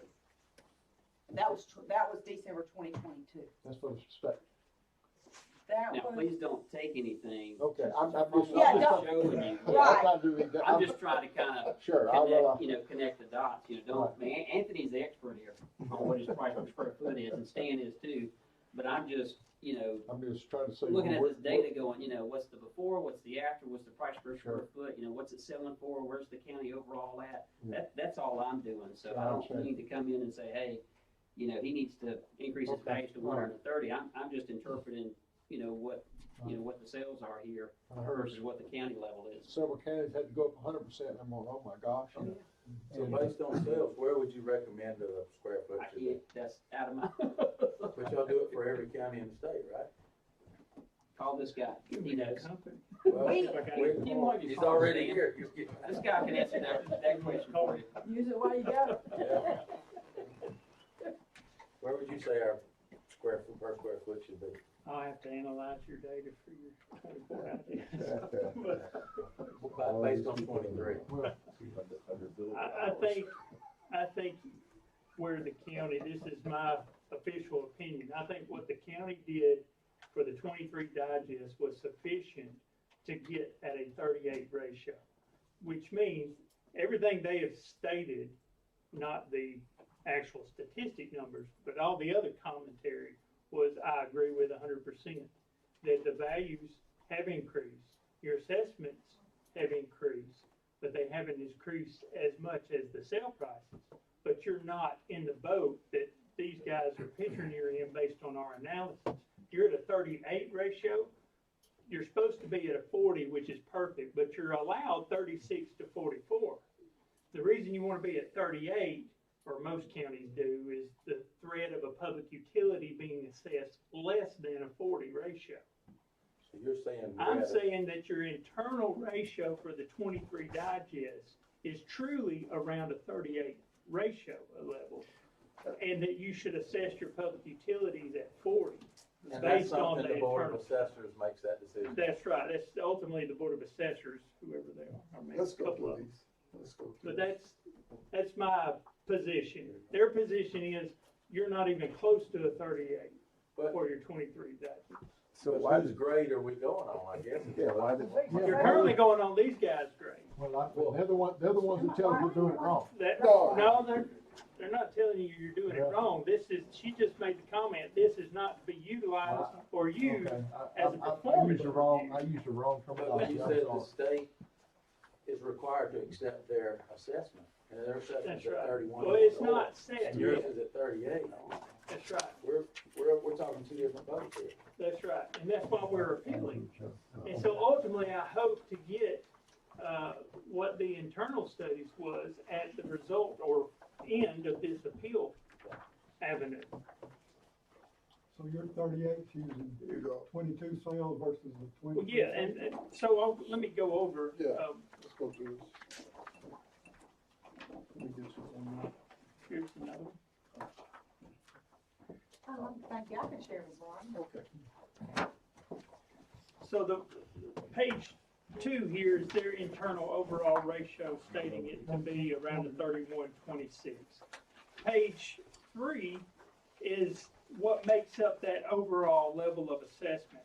And it's the measurements there that are highlighted in the red boxes, which is the median ratio, which is the measurement of value. That's the ratio that has to be between 36 and 44 to determine if the assessors are at fair market value. The COD and PRD, the COD is the measurement of uniformity. If you're uniform within that property class on your assessments. And the PRD is the measurement of bias within those samples. And there's tolerance levels of those statistics as well.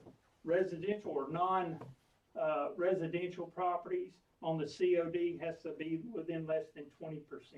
If you imagine a paper plate and shooting a shotgun at it, that's what assessors are doing in mass appraisals. We're not fee appraising every property. It would be like hitting the bullseye every time a property sold, it would just be like a laser beam. But assessors are, imagine a target shooting a shotgun pellet. We're allowed to have assessments greater than and below the sale price. There's no appraiser that perfect that could be at the sale price of every property. So that's why we're allowed a certain many of those samples to be outside of those tolerance levels, and that's 10%, or well, for non-residential, 15% of those sales can be outside of that range. Non-residential, it has to be less than 20%. They give us a little greater number outside of that range. So that's the measurement of uniformity, that the majority of our sales or in our assessments are on that paper plate, that we don't have less than 15%. Well, that's what our internals. So in this study, it's not this overall ratio that we're considered, the assessors are considered an issue. That's the measurement that these guys are attempting to get at, to equalize this QBE distribution. Our issue in this study, or our issue, is that the Department of Revenue accepts this study, I should say, and it's these 12 measurements that we're concerned with. It's the measurement of value, the median ratio on every class of property, and the COD and the PRD. All right. Reason that's important, I'll go over, is if you turn to page 4, this is a side-by-side comparison of those same numbers. Internally is on the left, the Jones County Board of Assessors, I've got these by property class: R for residential properties, A for agricultural properties, C for commercial, and I for industrial. These are the number of sales that occurred in 2022 that the assessors used and considered in their value adjustments. There were 752 residential sales. If you look over to the Department of Audits, the differences in these two studies is the counties used the 22 samples and the audit departments used 23 samples and adjusting those back. But look at the number of samples in these two analyses. There was 142 residential samples used in the audit department study versus 752. I don't care if we done the perfect job that they agreed with, we would never have the same statistics when you're using two different methodologies. So the numbers will never be exact. And I understand that from an audit standpoint, you don't want to use the same methodology. You want to try to use something different to see if you get the similar results. And we've done that. And IAAO recommends that. This methodology that they've adopted is not IAAO's methodology. It's a Florida example model that they created that Georgia has adopted. IAAO allows it. He says matter of fact, IAAO says you can use sales before or after. It doesn't say use them all after or use them all before. It says for equalizations, you can use them before or after as long as you adjust those sales if your valuation date is January 1st or on the effective date evaluation. And that's exactly what they've done. Another big issue with these two samples or these two statistics analysis is these guys only see and use the assessments that's published by the Department of Revenue on the digest. Assessments include the net taxable value on a parcel. The internal studies that these guys do are not using assessments, they're using their appraisals. Appraisals are not a subject at that point in their analysis to these assessment caps, these legislative caps, these exemptions. You want to know why your agricultural didn't move 2%? Because most of all of those are probably under CUBA, and they're all have some sort of form of agricultural exemption. The digest changes on these growth reports are used by the audit departments that come from, it's on the last page or next to last of my slide here, 44. They're using the PT 32.1 form. It's a state form that your commissioners have to fill out, governing bodies have to fill out on this rollback rate, okay? The issue with using that number in the analysis, whether the assessors moved their appraisals enough, should not come from this form, because those numbers include covenant exemptions, homestead exemptions. If you have a homestead freeze, you can see it from county to county. A county that has a homestead freeze is going to have 100% inflation exempted on that one parcel who has it, because it's all exempt from inflationary growth. So it's improper to use this study to measure their performance. I agree with the use of it for a county valuation of where the actual value is versus their assessments, but those assessments come with exemptions and legislatively capped values. What you have to look at is what is their appraisals versus the sale price of what the most recent arm's length transaction is defined in our code section. That's where another issue in these two analyses is their definition of fair market value versus our definition. I would argue that the law says it's the same, but I'll also point out where I believe their law is in conflict with itself, that by adjusting sale prices or using sales after January 1st is against our rules and regulations. And they're required, their definition, OCGA 4852, is the definition of our fair market value, as well as their definition of fair market value. But their code section was changed and requires them to adjust sale prices where the assessors are restricted. And I'll get to that in just a minute. I'm getting ahead of myself. But you can see the two different analyses, the internal appraisals versus the sale prices. versus the assessments using future sales or a sample of future sales, and not all of them, with adjustments back to a date of January 1st. And I don't want to rehash this because I said it before they got in here, and I'm glad to hear Lee and Casey say the exact same thing I did. We all understand the issue and the differences in the two studies. We are all appraisers. We've all been in this business forever. We're friends and family, but we are doing completely two different studies. And the issue goes back to 346, and then when their code section 274 was changed. So another thing I want to clarify is this term being thrown out, sale chasing. All right, there is an illegal form of sale chasing, and that is changing a parcel's value or an assessment on a parcel that has sold and not changing other properties' values around it. An example of sale chasing is going back to this subdivision y'all were talking about, where you had one sale in there and that one property was changed but nobody else's was. That's the definition and the illegal application of changing assessments of sale chasing. What the assessors are charged to do is the legal form of sale chasing that I call is called market modeling or mirroring the market. And that's why we're taking the sales that have occurred, changing the mass appraisal model, and updating all properties, okay? This is, think of it as a big fancy calculator. It's all your computer system, WinGap, your CAMA system, computed automated mass appraisal program.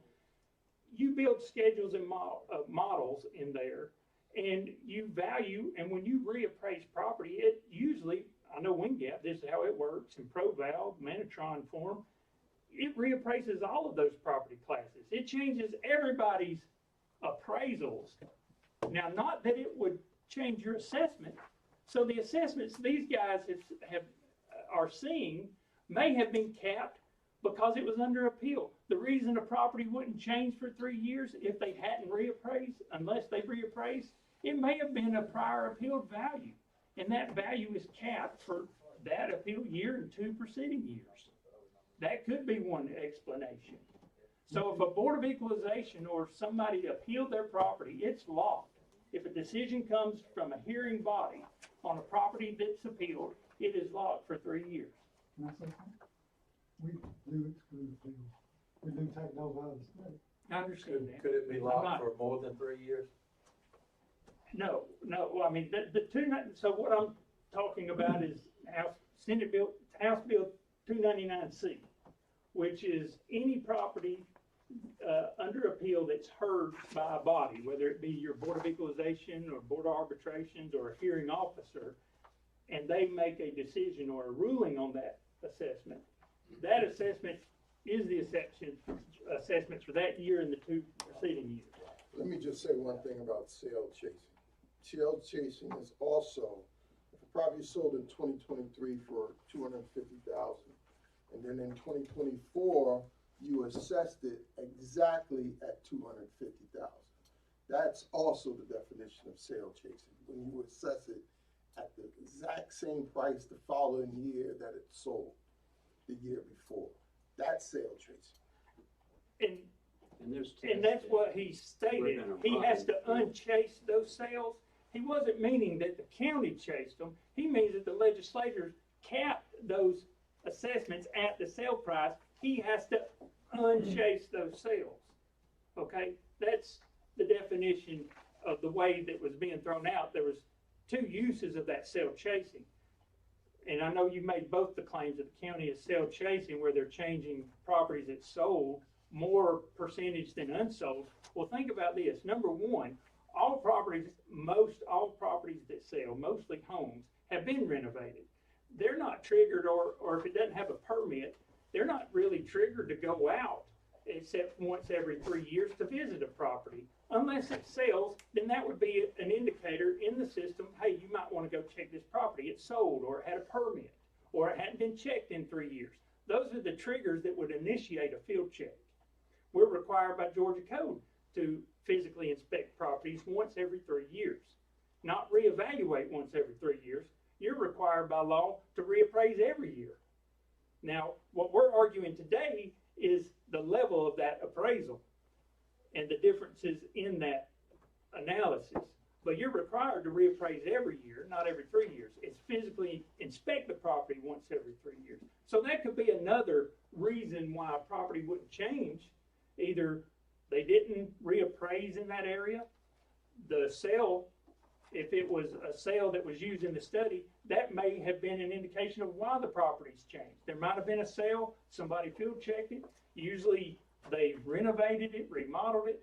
But also think about this. Take those number of sales that occurred and the change in those sale prices from them field checking it and identifying either new constructions or renovations. I would say that's going to be the majority of that percentage of change. Then think about all the other properties in this county, all your industrial, all your commercial, all your agricultural that are under that assessment exemption and measure that level of change. You're comparing apples and oranges. You can't use that number to say they're sale chasing. Go look at a subdivision that has more than one sale and look at every house in that subdivision. Do that to 5 subdivisions. That would indicate if they're sale chasing.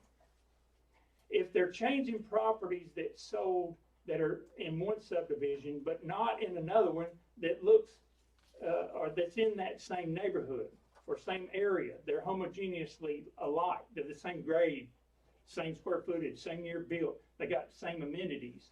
They should be changing those properties uniformly. And I'll get to that here in just a second too. But let me get back to my appeal. I'm just trying to address some of the comments and questions that I felt that were being asked, because I felt like you're taking these statistics as their performance review. And again, I'll defer to Casey's comment. This should not be used as their performance review. The measurements that they're measuring is not their appraisals, it's the assessments that have exemptions and legislative caps on them. All right. So going back to what the assessors review was this box on the left. This is their internal analysis that indicated they are at market value, that they are all uniform, and they're not treating any class with bias, where they're treating the higher valued properties different than the lower valued properties within that class. The study that the audit department performed stated they failed all but the PRD. They failed value and uniformity. So that's why the assessors are requesting the appeal. Another thing, other than the fact that it's different years being measured, adjustments to that year, that they're only using 20% of the samples that the county's used. But look at the study itself. I don't know if did y'all all get a copy of their study? Did it look like this? Okay. If you look past in their study, it has these overall assessments here and measurements. But then you get to the pages that look like this in that study. This is every sample that the audit department used, okay? And over here is a column that says sale date. I'm just pointing this out because in that column that has, a deed book and page, where it's blank, that is also an appraisal that was performed. It's not really a sale, it's an appraisal that was performed by the audit department appraiser. I've also highlighted in my copy yellow for commercial and the green for agricultural. If you go back, there were 9 commercial samples used in their studies. The county indicated they used 16 samples in their studies. That's nearly double. But within that 9 samples that the audit department did, 3 of those samples were sales. Out of the 9 samples that the audit department used, only 3 were sales. The rest of those were appraisals. I'm pointing that out because if you look at the appraisal that the audit appraiser did and their assessment level measurement based on the county's value, they're at a 40 ratio on the 6 commercial appraisals, yet on the 3 sales, they're only at a 35 ratio. Is that all the commercial sales Jones had, 16? 16 in 2022. So those are all the sales.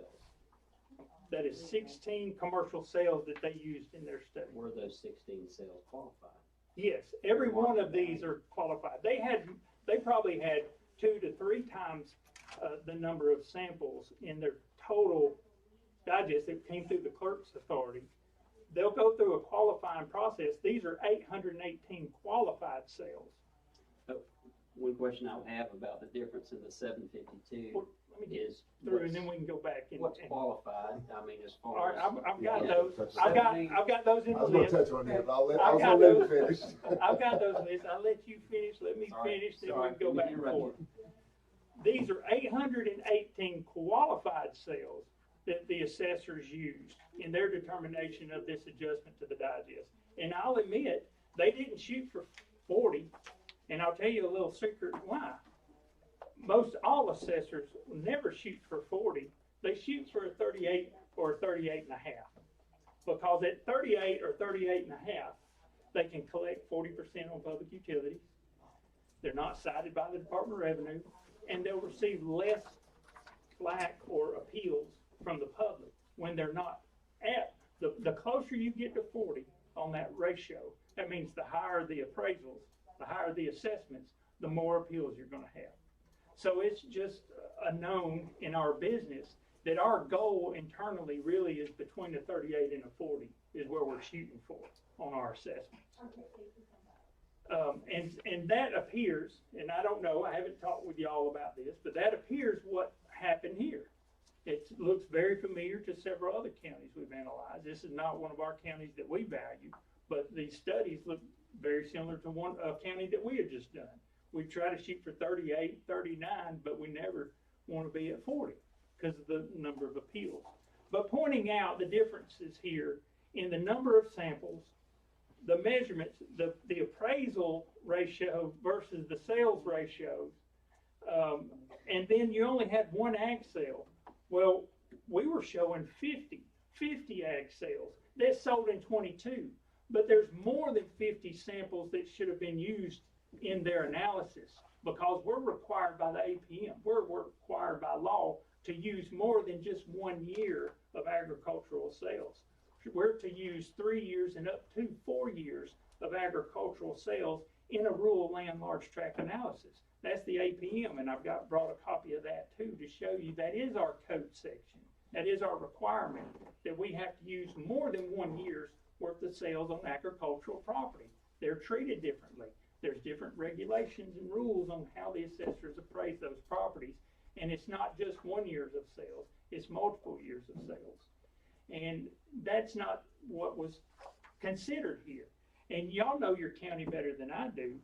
If you look at just the number of samples, 142 residential versus 16 ag, versus what the county used, they had 752 samples of residential and 50 ag sales.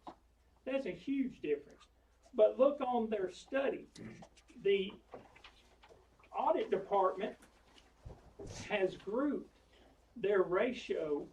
If you'll turn to their page 3 on there, you'll see the number of samples that they used here. It's not, I guess you could go back in my report, on my report page 3. Look at the number of samples they used in their study. 142 residential, 16 ag, but look at the commercial and industrial. It was grouped in with the residential and the commercial. They're showing 168 samples of industrial and commercial that produced that overall median ratio. You see that?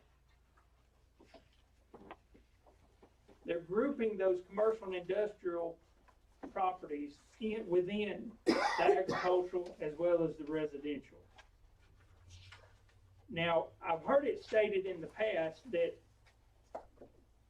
I didn't know there was a number. I just know that 10 is too few. I think somewhere around 15 samples would be sufficient to produce an accurate ratio study. Heard Lee said 12, I believe, 12 samples or more, which is IAAO kind of rule of thumb, and that property class should stand on its own. And I would argue, if you look back at those studies, that the agricultural should have stood alone and the commercial should have stood alone. We had 16 sales. The audit department only used 3, and then used 6 appraisals. And I'm not against appraisals. Matter of fact, I wish you'd do more of them, because they were closer to a 40 ratio. Thank you, you're very welcome. That's a good job. Good job, Rob. Your appraisals align with their appraisals. Yeah, the So- commercials were good. Yeah, so, you know, why not do any industrial appraisals? Or why not do any more agricultural appraisals? Because there was only one agricultural appraisal done. And I don't think there was any residential appraisals. And my best guess would be there was enough samples in that class that there was no need to do any appraisals. I say head. Yeah, No, based on yeah. prior year sales. Yeah, so, and that's fine. I'm not against or for appraisals, but we can't use appraisals in our study. I mean, you throw them in there, but the study has to be performed with the most recent arm's length transaction by law. And those are properties that have sold. And the most recent arm's length transactions are defined as those transactions that have occurred prior to the date of assessment. That is the most recent. Not January 2nd, 2023. It's January 2nd, 2022 is the most recent, according to our APM. And that's under our definition of fair market value. It says that we have to use the most recent arm's length transaction in our assessments. Going further, page 6 through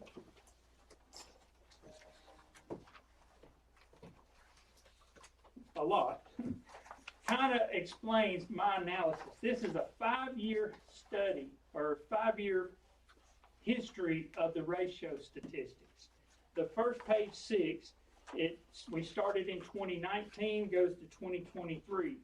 That in 2019, there was only 1% of the counties that were less than a 36 ratio. And you can see as that goes up in the first red box there, that in 2022, 51% of the state failed. That 74% of the state were less than a 38 ratio because of the differences in this study. If you turn to page 7, this is kind of what it looks like highlighted. Look at the difference in 2019 versus 2022 or 2023. You mean to tell me that there's that many counties in this state doing it the same way and we're all doing it wrong? No, we're doing it exactly like we're required by our code section to perform the appraisals. It was only until the change. So on page 8, I measured every county and the movement of their R1 values, which was their home values. And we saw properties that increased over 25% in their home values, yet they all still failed this ratio too. So again, I'm pointing out anomalies, and I know what the anomalies are. We all do. It's 2 different measurements. We're measuring 2 different dates in time. A median over the year unadjusted sale versus future sales trending them back to January 1st when a market changes. So I'll skip the boring events of the history of events because we've all went over that pretty well. But page 13, 14, and 15, that was what I was referring to the prior director, Todd Pascal, and the change in their study and when it was introduced. Page 16, this was our value, or our definition of fair market value in 2010.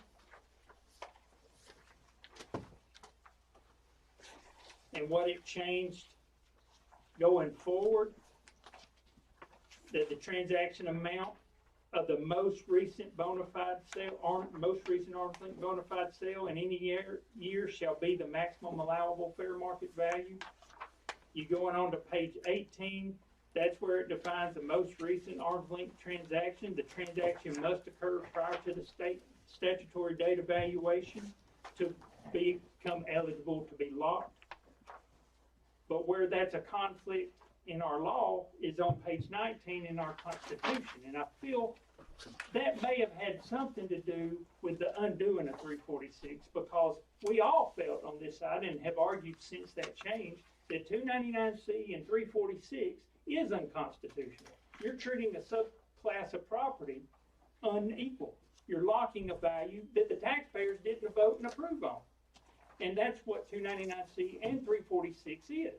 It's a statutory cap on an assessment that the taxpayers didn't agree to. And so the Constitution states that all taxation should be uniform upon the same class of property. And you're causing, with those two passings, ununiform taxes. Going further, I won't get too deep into this. We've hashed it long enough. But I do want to point out on page 21 is the 274, which is the audit department's code section. This was the code section on page 22 prior to the change. This was in 2010, the Department of Audit's code section, and it simply stated that the representative number of transactions shall not include any parcel of which the sales price is not reflective of the fair market value of such property as fair market value is defined in code section 4852. Okay, that goes back to what I just read, that we have to use the most recent arm's length transactions, those transactions before, unadjusted, that a sale occurred January or December. They are fair market sales because they're under our definition of fair market value. I think it was intended and put there intentionally, is why they changed our definition of fair market value. If you look at the next page, this was the change, and the change we live with now that occurred sometime between 2010 and 2014. And what was changed is what I highlighted there, which is any such sales price shall be adjusted upward or downward. So they're doing exactly what their code section says to do. Those sale prices shall be adjusted up or downward in a manner consistent with IAAO as reasonably needed to account for the effects of price changes reflected in the market between the date of that sale and January 1st. That was not there prior to this change.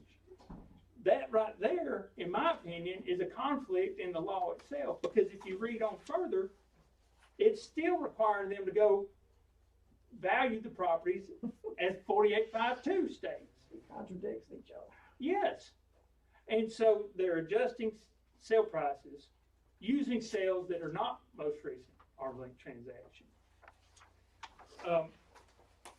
That's the conflict in our opinion. And I don't share, I'm not on an island myself. I felt like that the first year we appealed. But there's several that argue the same point. And we're trying to rectify this, because it is two completely different measurements. So I'll get to the meat and I'll wrap this up. I'm going to skip everything else because I think it's redundant. If you're happy to read it, if you have any questions, I'm happy to revert back to it. Just so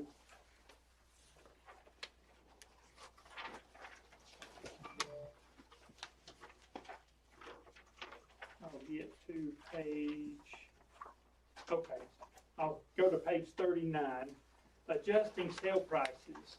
And this is why I wanted to address the sale chasing and the market mirroring or modeling. When we change base rates or we change schedules and you hit reappraise, it's supposed to reappraise all classes or all properties within that class. And that's what we do in mass appraisal.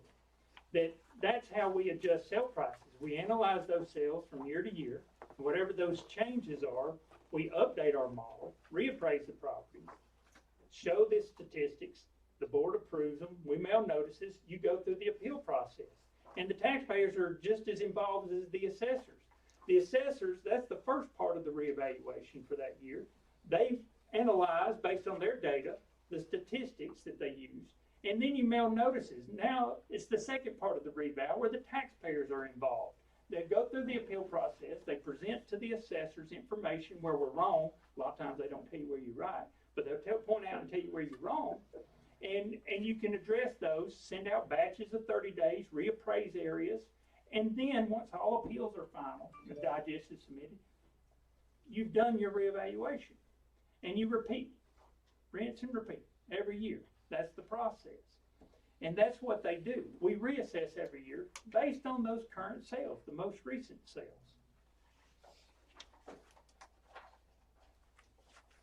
The page 40, just so you don't think I made it up, this is out of our APM, that for a large acreage tract valuation, the property sold within the most recent 24 months. So we're required 2 years, at least 2 years of sales for a large tract valuation.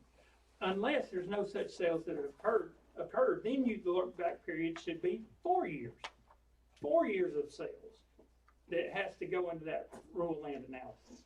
Now, most of those are exempt, or a portion of those are exempt anyways with covenants. But again, that go back to that measurement of the digest change, where you're talking about net or gross, because the gross digest change is one number, and the net effect of that, based on exemptions and assessment caps and homesteads, is something totally different. If you'll turn to page 41, this is measuring their actual appraisals. I've got by class, all taxable classes, the movement of their appraisals on residential properties was 8%. That's taken their 100% appraisals versus 100% from last year. Comparing one value from last year to this year, it was a total of 8%. And we're not far off from that, just to be honest. I think it was close, total-wise.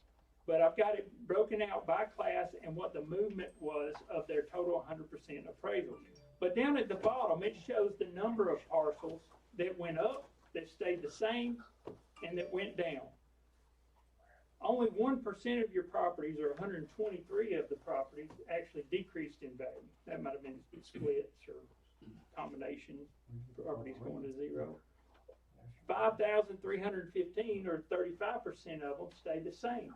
And I would bet a large chunk of that would be 299Cs. But there's another large chunk of that was properties that weren't reassessed. I don't know how many appeals you had in the prior year. I'll let the assessors speak on that. But only 35% of them stayed the same. 65% of them were reappraised. If you look and compare that with not the Jones County Assessors data, but go back to MLS like the audit department looked. If you run a report of just residential property values from all the sales that occurred in 21 versus the residential property sales that occurred in 22, it has a median change of 8.3%, or an average of 13.6%. That's the change in home sales. That to me is a good indicator of what property or these property sales did in values. What is the median change? Now, these are 235 samples that sold in 21 versus 225 samples that sold in 22 that were just listed on MLS. Now, I'll defer back to the county's use of 752 home sales or residential sales. That's going to include vacant land too. But you can do, and you should do, and I'm sure they have that data available for anybody. What is your residential improved home ratio? What is your vacant? What's your urban versus rural? The assessors do many more internal statistics than just this one overall level of assessment measure. But the DOR is requiring them to pass all 12 statistics on this study. But I promise they do a lot more than just these 12 statistics. They do it on all class and then subsets of that class, subdivisions versus non-subdivisions. So if you look at MLS data, you look at the actual appraisal changes in the system, in my opinion, they coincide with each other. They agree with each other. I think, again, looking at the ratio, they weighted on the lower side, but I don't blame them. I would have too. And I think every governing body wouldn't argue with that. But the next is, this is nothing to do with their assessments, but this is your market data. This is on page 43, that this is the 474 home sales. So comparing to their internal studies of the residential class, which was 752, 474 of those were home sales. And the average home sale was 204,000 this year, up from last year of 186,000, which is an increase of 10%. So if you took all the home sales that occurred in Jones County, this is Jones County data, straight out of the assessment CAMA system. These are home sales that were qualified, and the average sale price of those 474s has rose 10%. Now, if you go back to those classes of property and the sales that they use, 752, and compare that to the number of properties in that class, which is 13,066. 13,066 properties are in that class. And the county moved that property class 8%. And the home sales said that they moved 10%. Well, even if you didn't change land values, they had to reflect that on the improvement values at least. I would assume. I don't know what your base was and is, but y'all had to change, because you can manipulate wind gap, whether you change the base rate or not. You could do it with multipliers on neighborhoods. You could do an overall and override values. You can look for other adjustments, neighborhood adjustments, CDU adjustments. You could inflate grades. It's just a calculator. If you know the system, you can go in there and change what percentage you move a class or a subset. And counties use it different ways. Some counties use neighborhoods, some of them don't. They do it all within the schedule. Some use a point cost. So the system can value properties on $1 per square foot, but it can also value it on a point cost system. And don't get me into that. That's the old DOS dot metric printer days. But either way, it's still set up to do it that way, because that program was designed by 159 different counties that use it 159 different ways. So just considering one base rate from one county to the next might not be a fair measurement. It may, but it may not. Depends on how that county has considered and grouped and classed and stratified their properties in the system. But this is raw data. This is a sales data, just showing you what the market actually did versus the movement of their digest, specifically within that class. And again, I'll go back to the inflationary report that's being used on what the amounts move within that class. You're looking at assessments. You're looking at the net. And y'all know as well as I do, you want to try to make as much real property growth in those forms as you can, so that's the least amount of movement on their millage rate that they have to do. I'm telling everybody's secrets now, but that's the truth. You inflate some of the real growth so you don't have to move the millage rate back so much. And that's what that form, and that's what the audit department is receiving, is what was that PT movement, that PT, can't remember that form because I don't use it very often, but I know how it's got PT 32.1 form. And again, you're talking about gross versus net. So we're here to ask that the audit department consider the internal studies on page 45 to be the final study and statistics used for our performance review. You can use yours for the QBE distribution. We're requesting you use ours for our performance review. And if I did this properly, and I think I did, I try to replicate your arithmetic here on the overall equalized ratio. I took the total of those assessments that you had there by our internal measurements of median and calculated what our overall equalized ratio should be, and it's at a 38.12. instead of because their internal and residential was or overall, if you do the overall, it was closer to a 39. But if you weight it based on the value of those assessments, I come up with a 3812. And that's replicating your method to do the equalized. What is their price per square foot on the residential for 2023? 48. 48. And yet, property selling for 100 and something square foot. But now, wait a minute, let me go back. Let me go back and say, that dollar per square foot in wind gap is just for the bone structure of that house. And that doesn't consist of heat and air, plumbing, exterior wall, or fireplaces, or the add-ons like decks, porches, garages. All that's in addition to.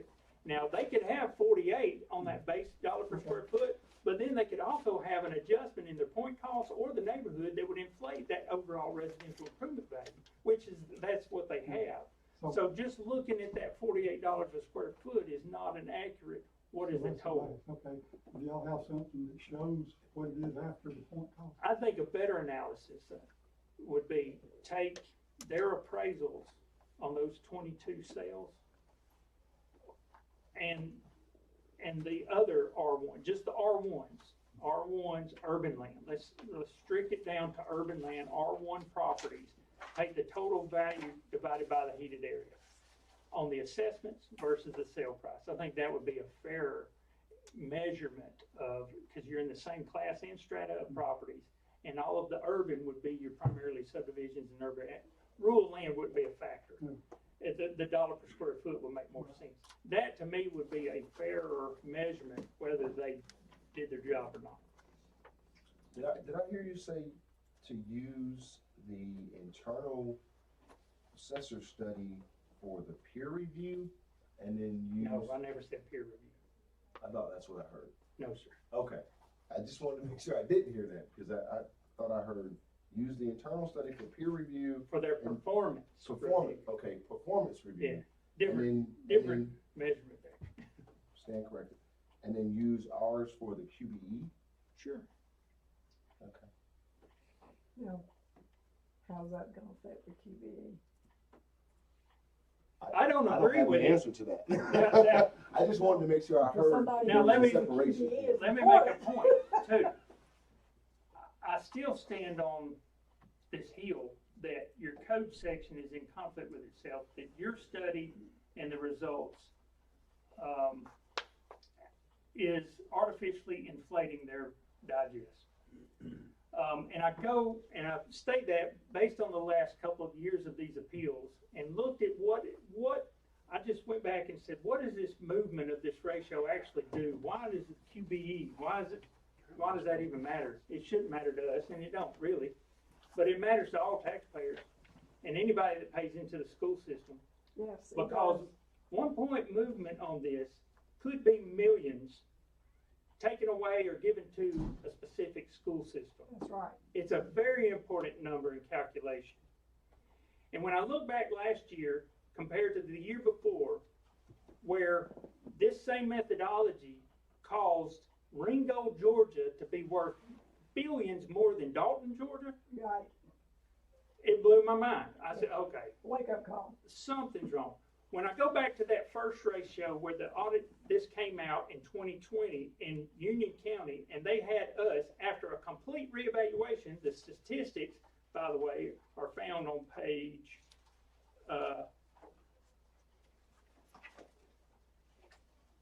36 of this, all the anomalies that we found, that we just performed a reevaluation, we're saying we're at 40, and they come back at a 31 or a 32. We went through the appeal process and ultimately got it corrected, and we passed all 12 statistics. But that, to me, was a gut punch. Something's not right. It don't smell right. It don't feel right.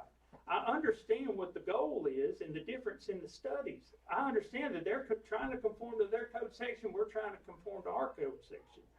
I think the fix may be a couple of options. Is that the Department of Revenue do their own study annually to address performance analysis, or let's get on the same page, and this is where I think we should go. This is what we're approaching the legislature. We should get on the same page or either do two different studies. Either force the counties to adjust sale prices up to January 1st, which would cause, y'all heard it, think about the assessments that just went out. You should increase those assessments another 30%. Take the ratio that they're at now. You're at a 31. Take 0.4 divided by 0.31. That's what you should have went up, which is about 30%. I've done that calculation. 30% more than what you went up. You went up 10%, 12 to 18. 12 to 18%. You should have went up 40 to 45%, is what this is telling you. Now, logically, does that make sense? Well, it depends on what value are you seeking. January 1st or a median over the year, that's a big difference, but it shouldn't be 40% difference. Something's not right. On the QBE, something that you may not be filtering into, that total for that particular county is an equalization amount. We all get equalization amounts, which raises the amount we get in QBE, okay? So that may be part of the reason that county received what they did, because their equalization was way up here.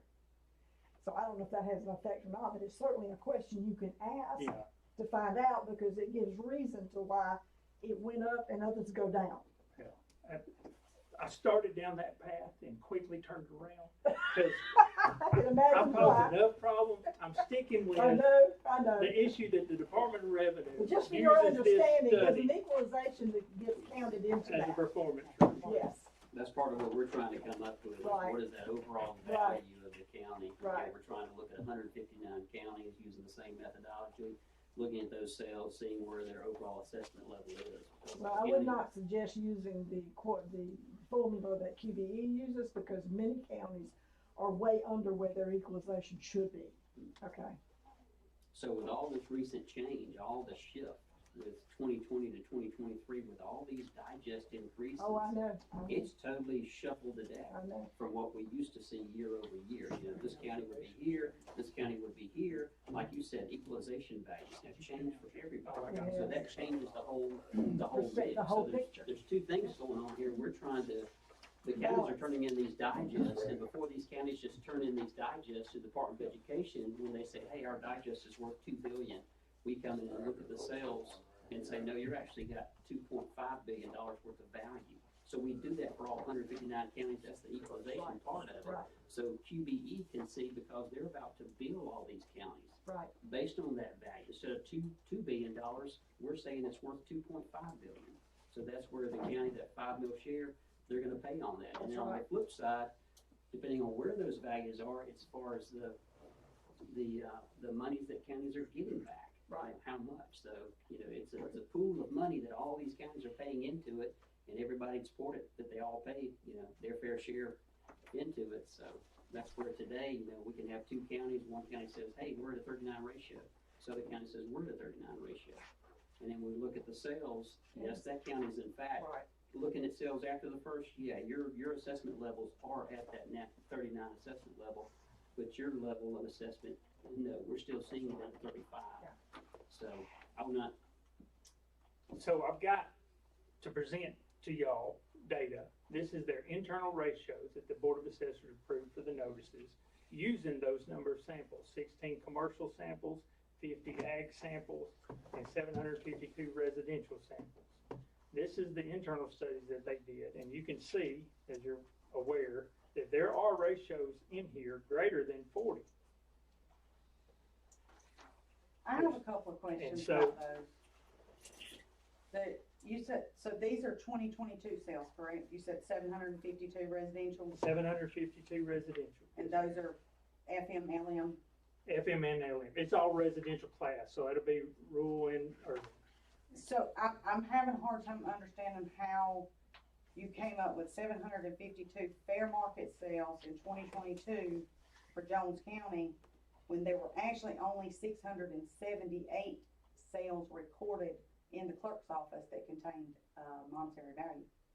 I think you're missing, and it's we've talked about this in the past, I think you're missing deeds. I think the transfer of those deeds into your version of WinGap may be an issue. I think you need to look at the sales data that the assessors have.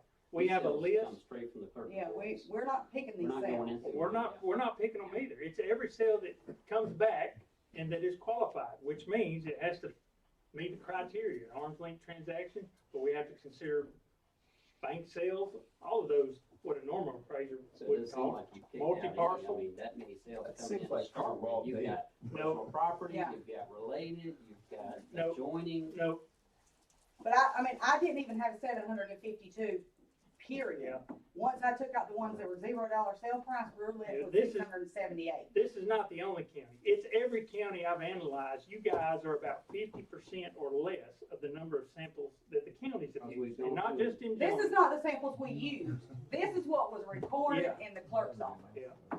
It's not what We always get it used. directly from the clerk. That's what was recorded with Yeah. them. Well, we do too. It's downloaded in the WinGap. They go out, they'll send out sale questionnaires. So, I mean, they do a qualifying process, validating the sale. They enter all the sales that's recorded to the clerks. I'm not certain why you guys are not coming up with the same numbers that the counties are coming up with. I'm giving you the data that's entered. And did you qualify those sales that you're I presenting? did no valuations here.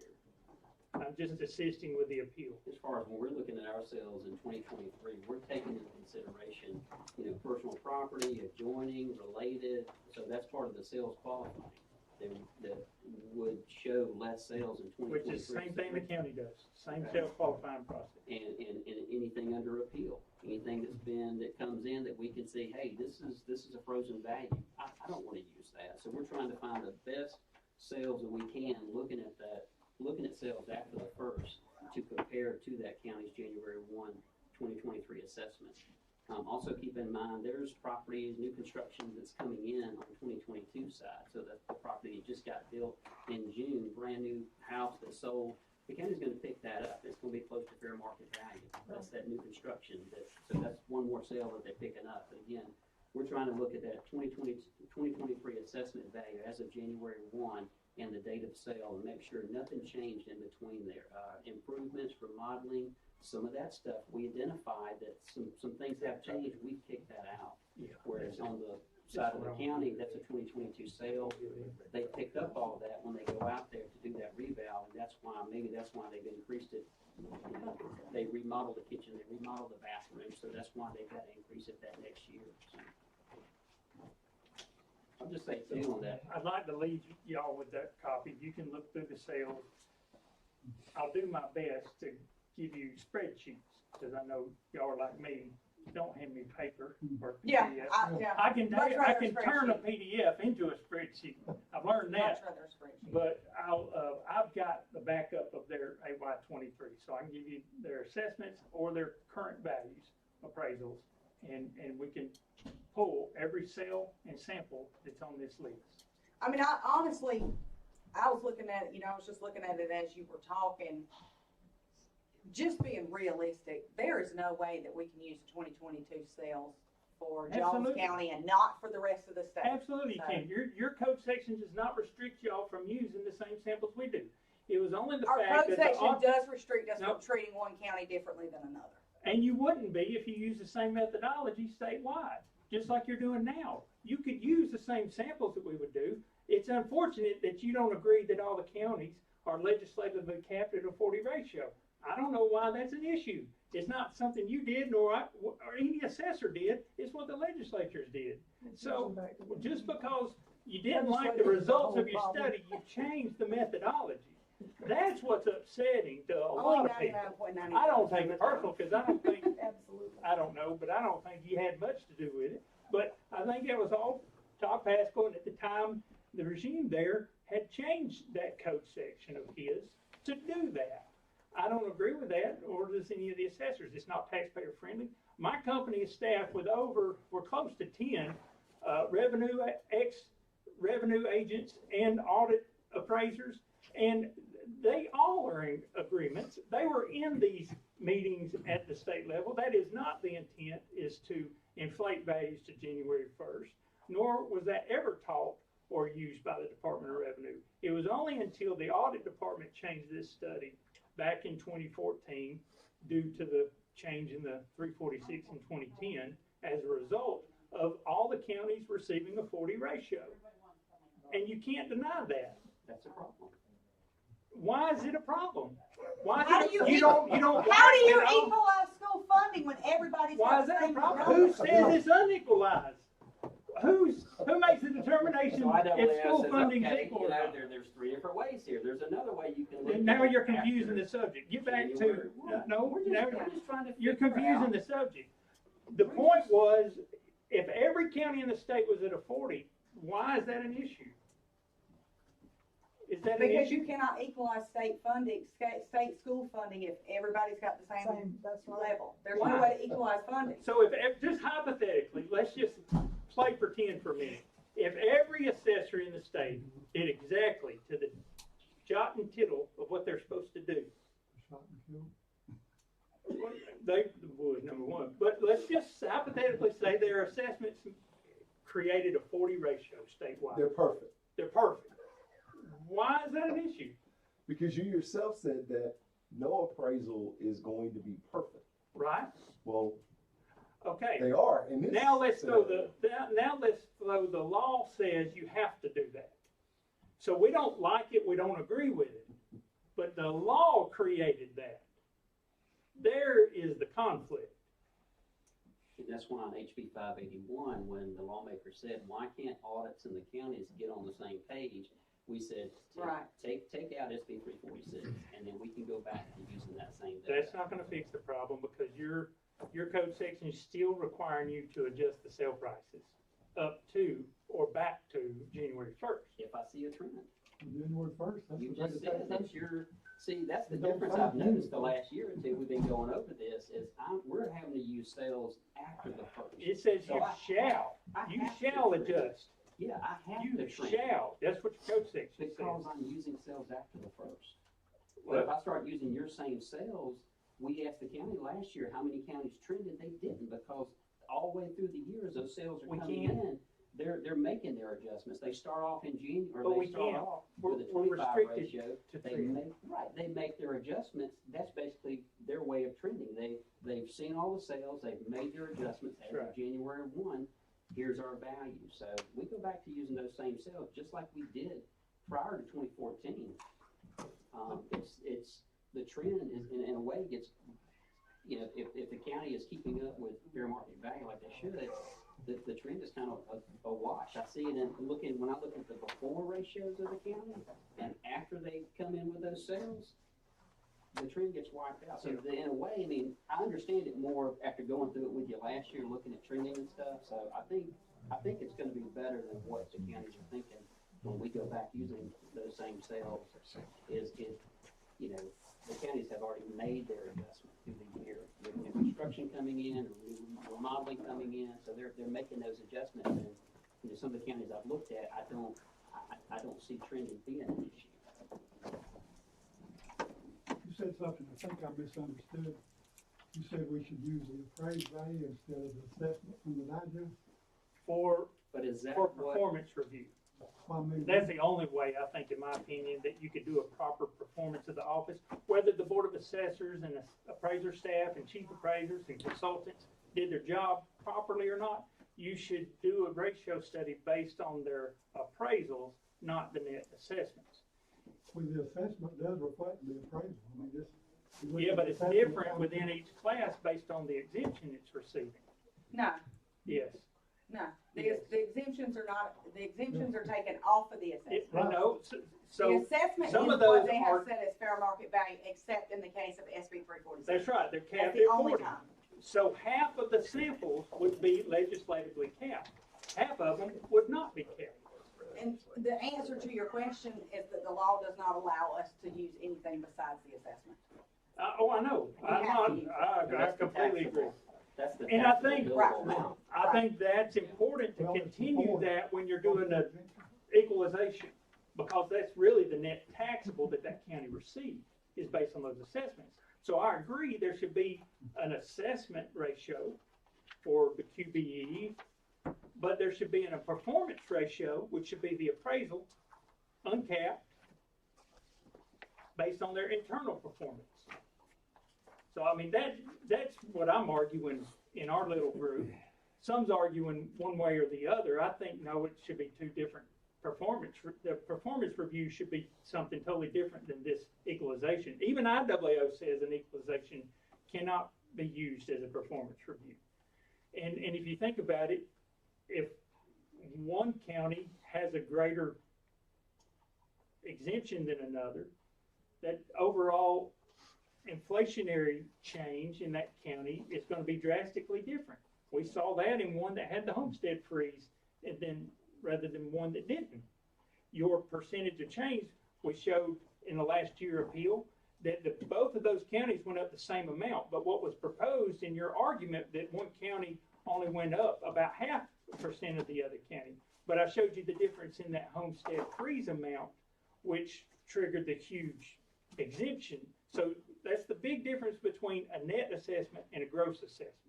Net is the value that's capped by either a freeze, homestead exemption, 346, a 299C. But when you measure the performance of the staff in our company, it should be done based on the appraisals. You can have that data. Matter of fact, you have it. If you got a wind gap backup, your copy, the D underscore backup values of all of this is our appraisals are on there.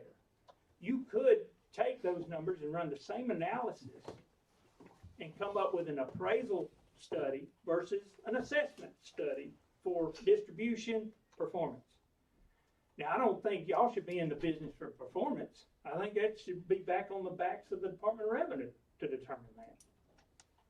But maybe allow you guys to do the study and let them accept both studies, one for performance and one for assessment equalization. That would be more fair, because I think it should be us arguing with the Revenue Commissioner. That's who we all work for. We're just accepting, you're kind of a third party thrown into this accidentally on purpose in 2010 or in 2000. So that's very complicated situation, hard line in the sand that each of us is drawing. Just thinking of the overall assessment level, also, I gave you on page 3 here the uses of the study, and that number 2 is the public utility. And it's a federal law with that 4R Act that if those assessment levels are not above 38, public utility, you have to build whatever that assessment level is. So again. But on the 23 digest, your measurement for this digest is for last year's public utilities, not this year's. So again, it's got several uses. One is QBE, the public utility, Revenue also uses this in their analysis, and then also the Georgia Financing and Investment Commission uses it for the AAA bond rating.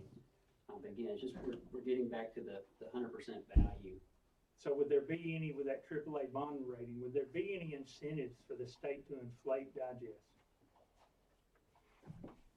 I think even with the QBE, aren't they they're starting with our 100% equalized total value before the exemptions come into play. Right. What I'm saying is, But still, the equalization if became a problem because you got school districts like Gwinnett County, okay, that have lots of resources and industrial resources things coming in. Then you got Little Jones County down here, and they get a big chunk of equalization, and we get a lot lesser chunk of equalization. Doesn't make sense, but but I can see where you're going with that too. So It's based off of the 100% equalized digest, your wealth rating, and also the per capita rating for the student needs.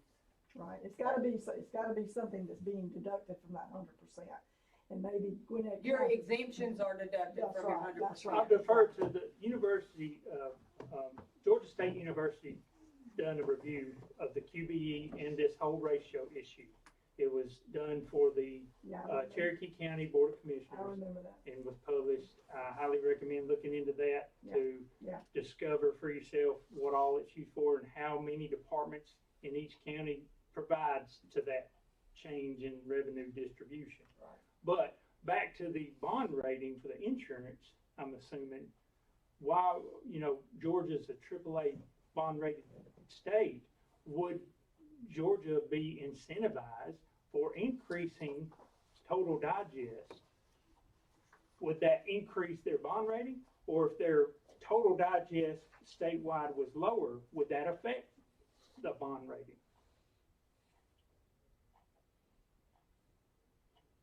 We just send it to them, they do whatever they do, we don't know.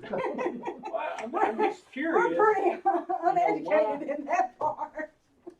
why some counties were inflated more than others that you can just drive by and see. A county that has one Walmart versus a county that has 5 being valued because of the study greater than the other.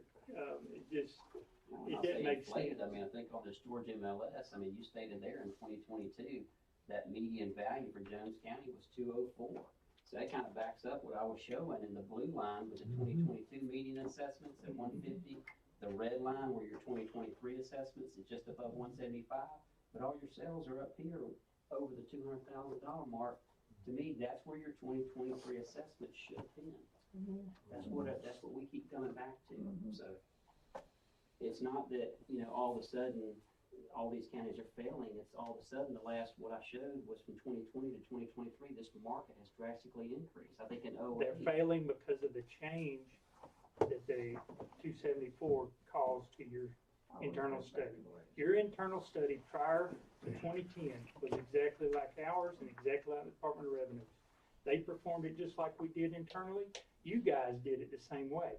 It was in 2010 when this issue came along. In 2014, your code section was changed. So, but prior to that, there was no change in assessment. Stan, our numbers, they've all said it, I mean, counties have said it, before 2020, our numbers, you know, from 2015 to 2020, Never. Our numbers were very similar. Not our measurements. It's been off, but reverse. I mean, It showed, you guys showed that the counties passed where they failed when the economy was going down. We saw that internally. We were doing reevaluations. I'm in the business of selling reevaluations because we measured their values internally. And they would call us and say, hey, I think we're out of line. We would come in, yep, you're out of line. Here's what you need to do. We would do it. Then the study would come out and said, basically stated, y'all should have done a reval. You were fine. So there's been an issue since it was changed. Since 2010 or 2014, it was an issue. It was just in reverse. Nobody's going to appeal an audit study if it shows them to be better than they are internally.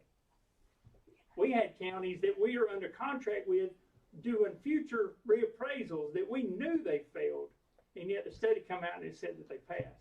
We had counties last year and the year before that we hadn't revalued that we knew were going to fail that didn't fail. And nobody's perfect, but I'm telling you, there's something wrong with the model, and I don't know if it's a statewide issue. It might just be an individual issue. But we've got examples in counties that we determined should have failed that shouldn't have, but then counties that went through a total reevaluation that failed.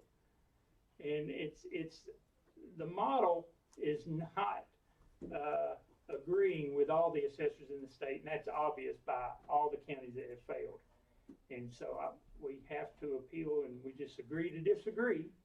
But it is what I know what the issue is, and it's not y'all's fault. It's not our fault. It's just a different formula, measuring 2 different points in time. It seems like across the state, the counties that are still low right now are counties like Jones County. Where I don't agree that they're low.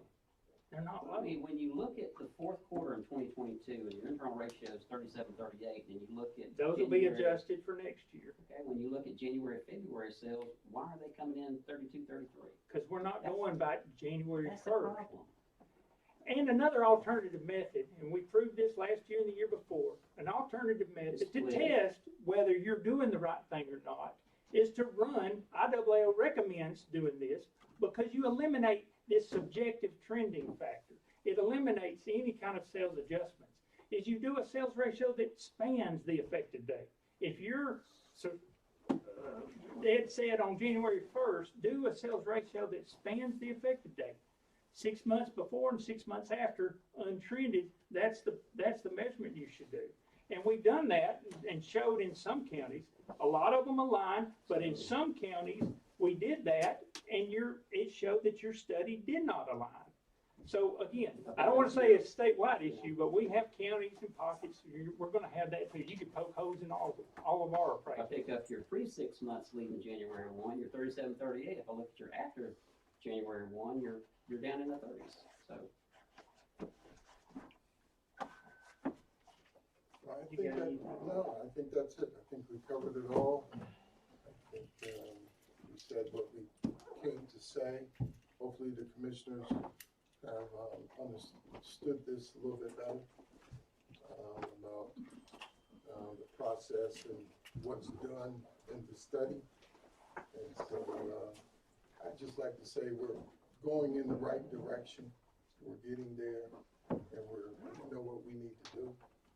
And we're gonna get there. So, I'll just add, coming into these appeals today, typically what usually we've had, last year we had a lot of appeals. This year I haven't had so many. They've been going down. So looking at that, usually coming into those appeals, the counties will send us some sales to look at. So a lot of times in these appeals, it's not just, me and Stan going at it, talking about this, but usually we're looking at sales, we're identifying some sales that maybe we shouldn't have used in the study, or looking closer at some appraisals we used, and we got nothing from Jones County. As far as sales or questions or anything like that when we reached out. So today's appeal is just, I have nothing really to work off of, go off of. It's just me coming in, sharing the information that I have. But like I said, we've had several appeals so far, and the counties have appealed, and it's come in with, these are 4 or 5 sales that we found out there that we used in 2023 that were related, or this one was improved, or this one was adjoining. We removed those sales. It creeps up that median a little bit, and we've adjusted their ratio. That's typically the majority of ones we've had. And then we'll have a few like this where the county just won't give me anything. yeah, More let me just give you this come in and, to look at. The bottom line, where is that ratio at? 38. We sort of disagree. Yeah, Oh, so we have a disagreement. Well, okay, according to let me give your, you this. your team, so overall ratio, Let me pass this back. 31-26. Yeah, let me give you this. that's a wide data. Out of your 117 improved samples in your ratio study, 80 of them are in unincorporated, which is 68.4%. 18 of them are in the city of Gray, which is 15.4%. And 19 are in the study from River North, which is 16.2%. Okay? The overall stats say unincorporated is 85.4%. City of Gray is 8.9%. River North is 5.7%, which says in your samples you used under the required or sample amount for unincorporated. You used over the amount in the city of Gray because it's only 8.9% of the total, and you use 15.4%. And in River North, you almost tripled it by taking 19 sales, which is 16.2%, where River North only represents 5.7% of the total parcel count countywide. So you're underrepresented, you're overrepresented in these 3 areas in your samples that you took. And based on this, the samples that you took are representative of Jones County and what they relate to as far as the makeup of residential sales. So take a look at that, and that comes straight from your samples that you used. Okay? I know you can't use them, but our response to that is when you guys come to us and say, out of these sales, which one do you agree to use? Our response is none. We can't use those. We're restricted to use those. We request that you use these. And so that's, I'm gonna respectfully say that that's what, you that's what can't we keep using that argument, Stan. You don't get I'm to go to using the baseball game and say, I don't like baseball, I like basketball, and I want y'all to Well, change well, then the play game. baseball with us. Quit playing basketball. We were playing baseball, and then y'all. We have a set of rules and regulations and standards that we go by. You don't get to just No, say, we don't you like do. them, and You you're do. not And gonna it's the treat us same- that way. It is, and it's the same as ours. Your definition and ours is the same for fair market value. We're gonna agree to disagree because I don't think you understand the definition. Absolutely. It ain't So just me. So looking at these samples, Okay. Anthony, we would have started with all the 2023 sales to start with, and then going through the qualifying, we were reduced them down to the total samples that we have.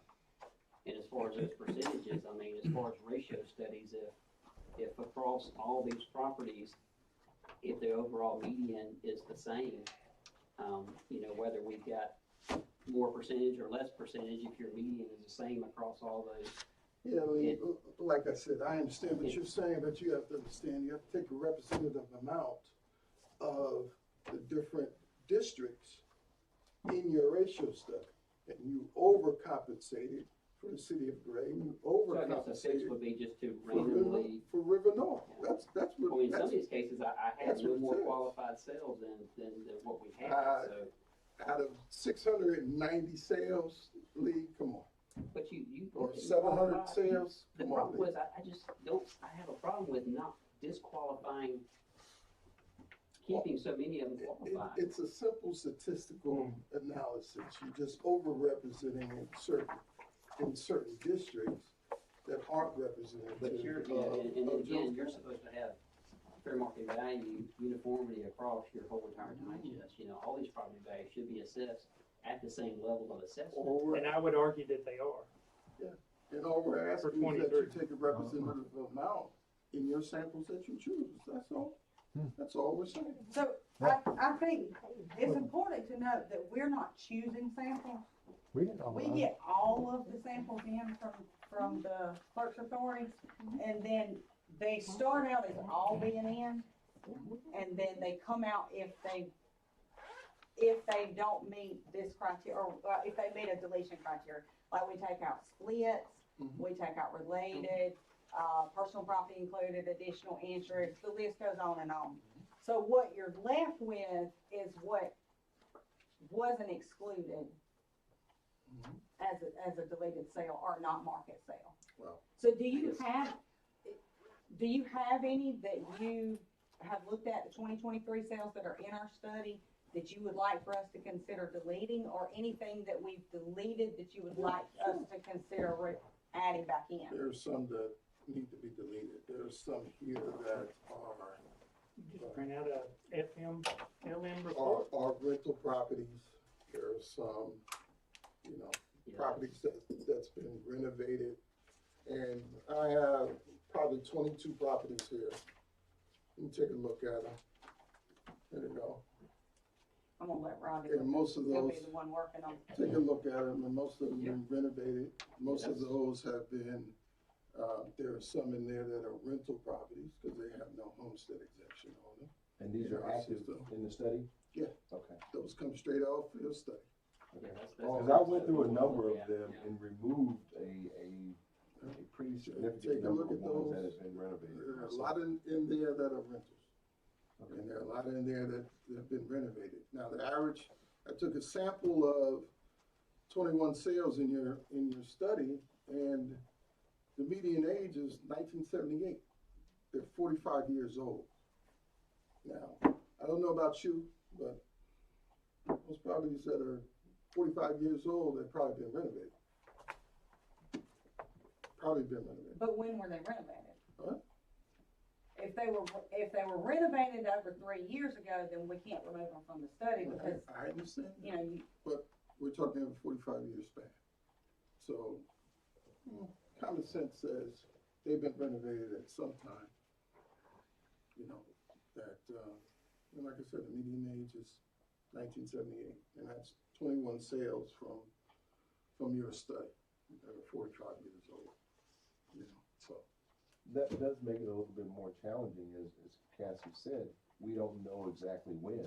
And so when I'm looking at those, if the listing indicates that it's recent or newly, some of those buzzwords, then I'm gonna automatically say, okay, that was within my window of opportunity, and I will delete those. But if there's no indication and it's just a listing, I can't make that assumption as to when it actually was The released. county's required to go out there every 3 years and. Yeah. and Sure. Right.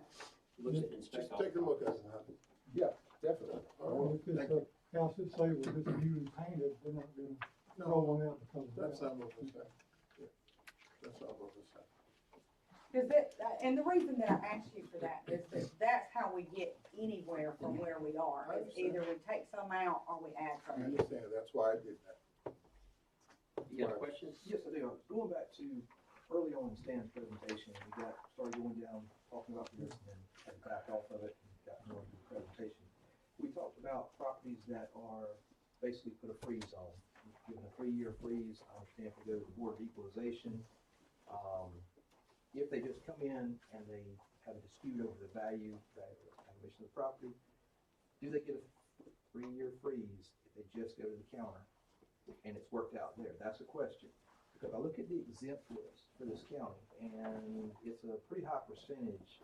And if I look at the total number of official appeals each year, and I go back 3 years, that's cases that probably come in. Well, now exempt is gonna I'm also be, talking about people that are appealing their valuations, not churches, things of that nature. so the total exempt amount on your digest doesn't just include that, it includes exempt property. So that's gonna be government buildings, exempt land. What I'm getting at is, there's a discrepancy there.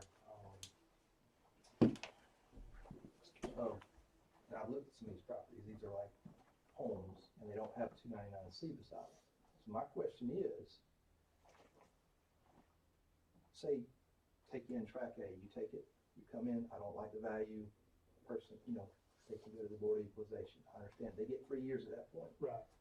But it seems to me that there's properties that are staying on the exemption list long after For 3 years. the 3 years is what I'm getting at. I'm not talking about churches, I'm not talking about cemeteries, government properties, things of that nature. It seems like there's a high list of properties that are just kind of passed over every year. I've seen large tracts of land where if I have a tract of land here and I get a bump every year, it's consistent, just like the calendar changing over to January 1st every year. I'm guaranteed a bump. But then a tract across the road, Right. it's lights off on it. And there's other tracks down the road around the county you look at, well, my God, it's been, and you go back to the Board of Tax Commissioner's website, and you can see the values past the 4 years that we can see, and you see value that's Hadn't changed 6 or 8. I'm like, okay, what's going on here? This is wrong design, but 299C. Yeah. Of course, somebody may have All right, appealed. so multiple questions I'll try to answer. 299C is specific to a ruling by a hearing body. Mhm. It's only enacted by law at that point. I do know that some assessors, may, or I think it's may use that as an appeal tool in resolving appeals prior to the BOE. Some counties do, some counties don't. And from my experience, I don't know if y'all dealt with it, but in my experience, it's one will and one won't. There's no rhyme or reason. Yeah, out of my 14, I only have one that Yeah. does. So it's, that's one issue regarding 299C. The other is, you've got the data here. I mean, it wouldn't be hard to go back and see how many parcels changed in value each year. And, I mean, that's a number we could do by class, by neighborhood, whatever. Let me answer that. I would love for us to get to everything that we need to get to in a given year. It's just not feasible with the size of the staff. And yes, when I came here, there were properties that didn't change in 10, 12 years, okay? And we've been trying to address those as we get to them, along with everything else. But yeah, we would love to get to everything that we should get to in a timely fashion. But because of the staff size, it's just not possible. And I've been doing this 25 years, and I'm gonna tell you that, it's just not possible to do the studies that we need to do for certain things to, Some counties to will do it per address. class, some might group it up and do areas per year. It's I wish we could. county dependent. I wish we could. It's not that we're trying to give someone a pass or something to that nature. It's just that we have to slot time to address it. We just can't address it with the staff size that we have. That's all. So, Simple as that. I'm curious, from this appeals, what happens next? Yeah, he's given us some sales now to review. So we'll take a look at those and see if those need to come out. And we'll come up with if it changes the ratio, we'll send that result back to you. And I think you've got 15 days to decide whether you want to go to arbitration or not. And saying that, I'll probably, with some of the stuff we've heard today, I'll probably go back, have our team go back through and start looking again at some of the 2022 sales to see, as far as what the county has used. Again, I question the fair market value of that many sales. I think some should not be in that mix. So we would probably go through and review some of that and get ready for the arbitration. But yeah, we'll send you the results and give you 15 days to decide whether you want to go to arbitration or not. Arbitration is, we'll pick a chief appraiser. Typically, we're picking a chief appraiser. The county can pick whoever they want to. The two of them will pick the third arbitrator, and then we'll present this information to the three of them, and they'll make a decision where that overall ratio is. So there'll be a dispute between your 31 and our internal rate of 38. Okay. And like I said, last year, record number of appeals, record number of arbitrations. I think we had 42 appeals, 25 or 23 went to arbitration. We had some that went to arbitration that did not change. Some of those that did not change were counties that no value change. Over a couple of years, there are very little value change. Because these are chief appraisers from other parts of the state, and they're looking at that data and know what they've done internally. And again, just we picked them because this is what they do. They're in this business. They would know better than anybody. So I'd rather have a chief appraiser. They seem to be the best to know this information and know locally what goes on here. So as for the state of Georgia, with the rules and regs and all that we're governed under. So.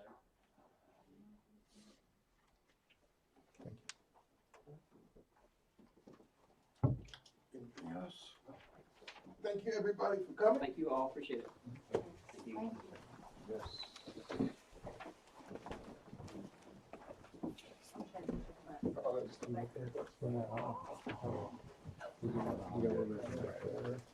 You know you have a stressful job when Staff over there. Where's she, I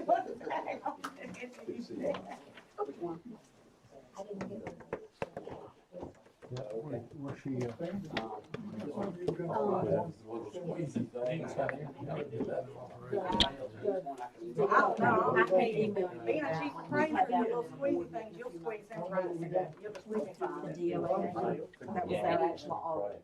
What's that? Anything you need, just email me. I'll send you that PowerPoint, whatnot. You know my name now, but Yeah, maybe absolutely. we made it on this time. Yeah, that's quite all right. Look forward to it. And great job.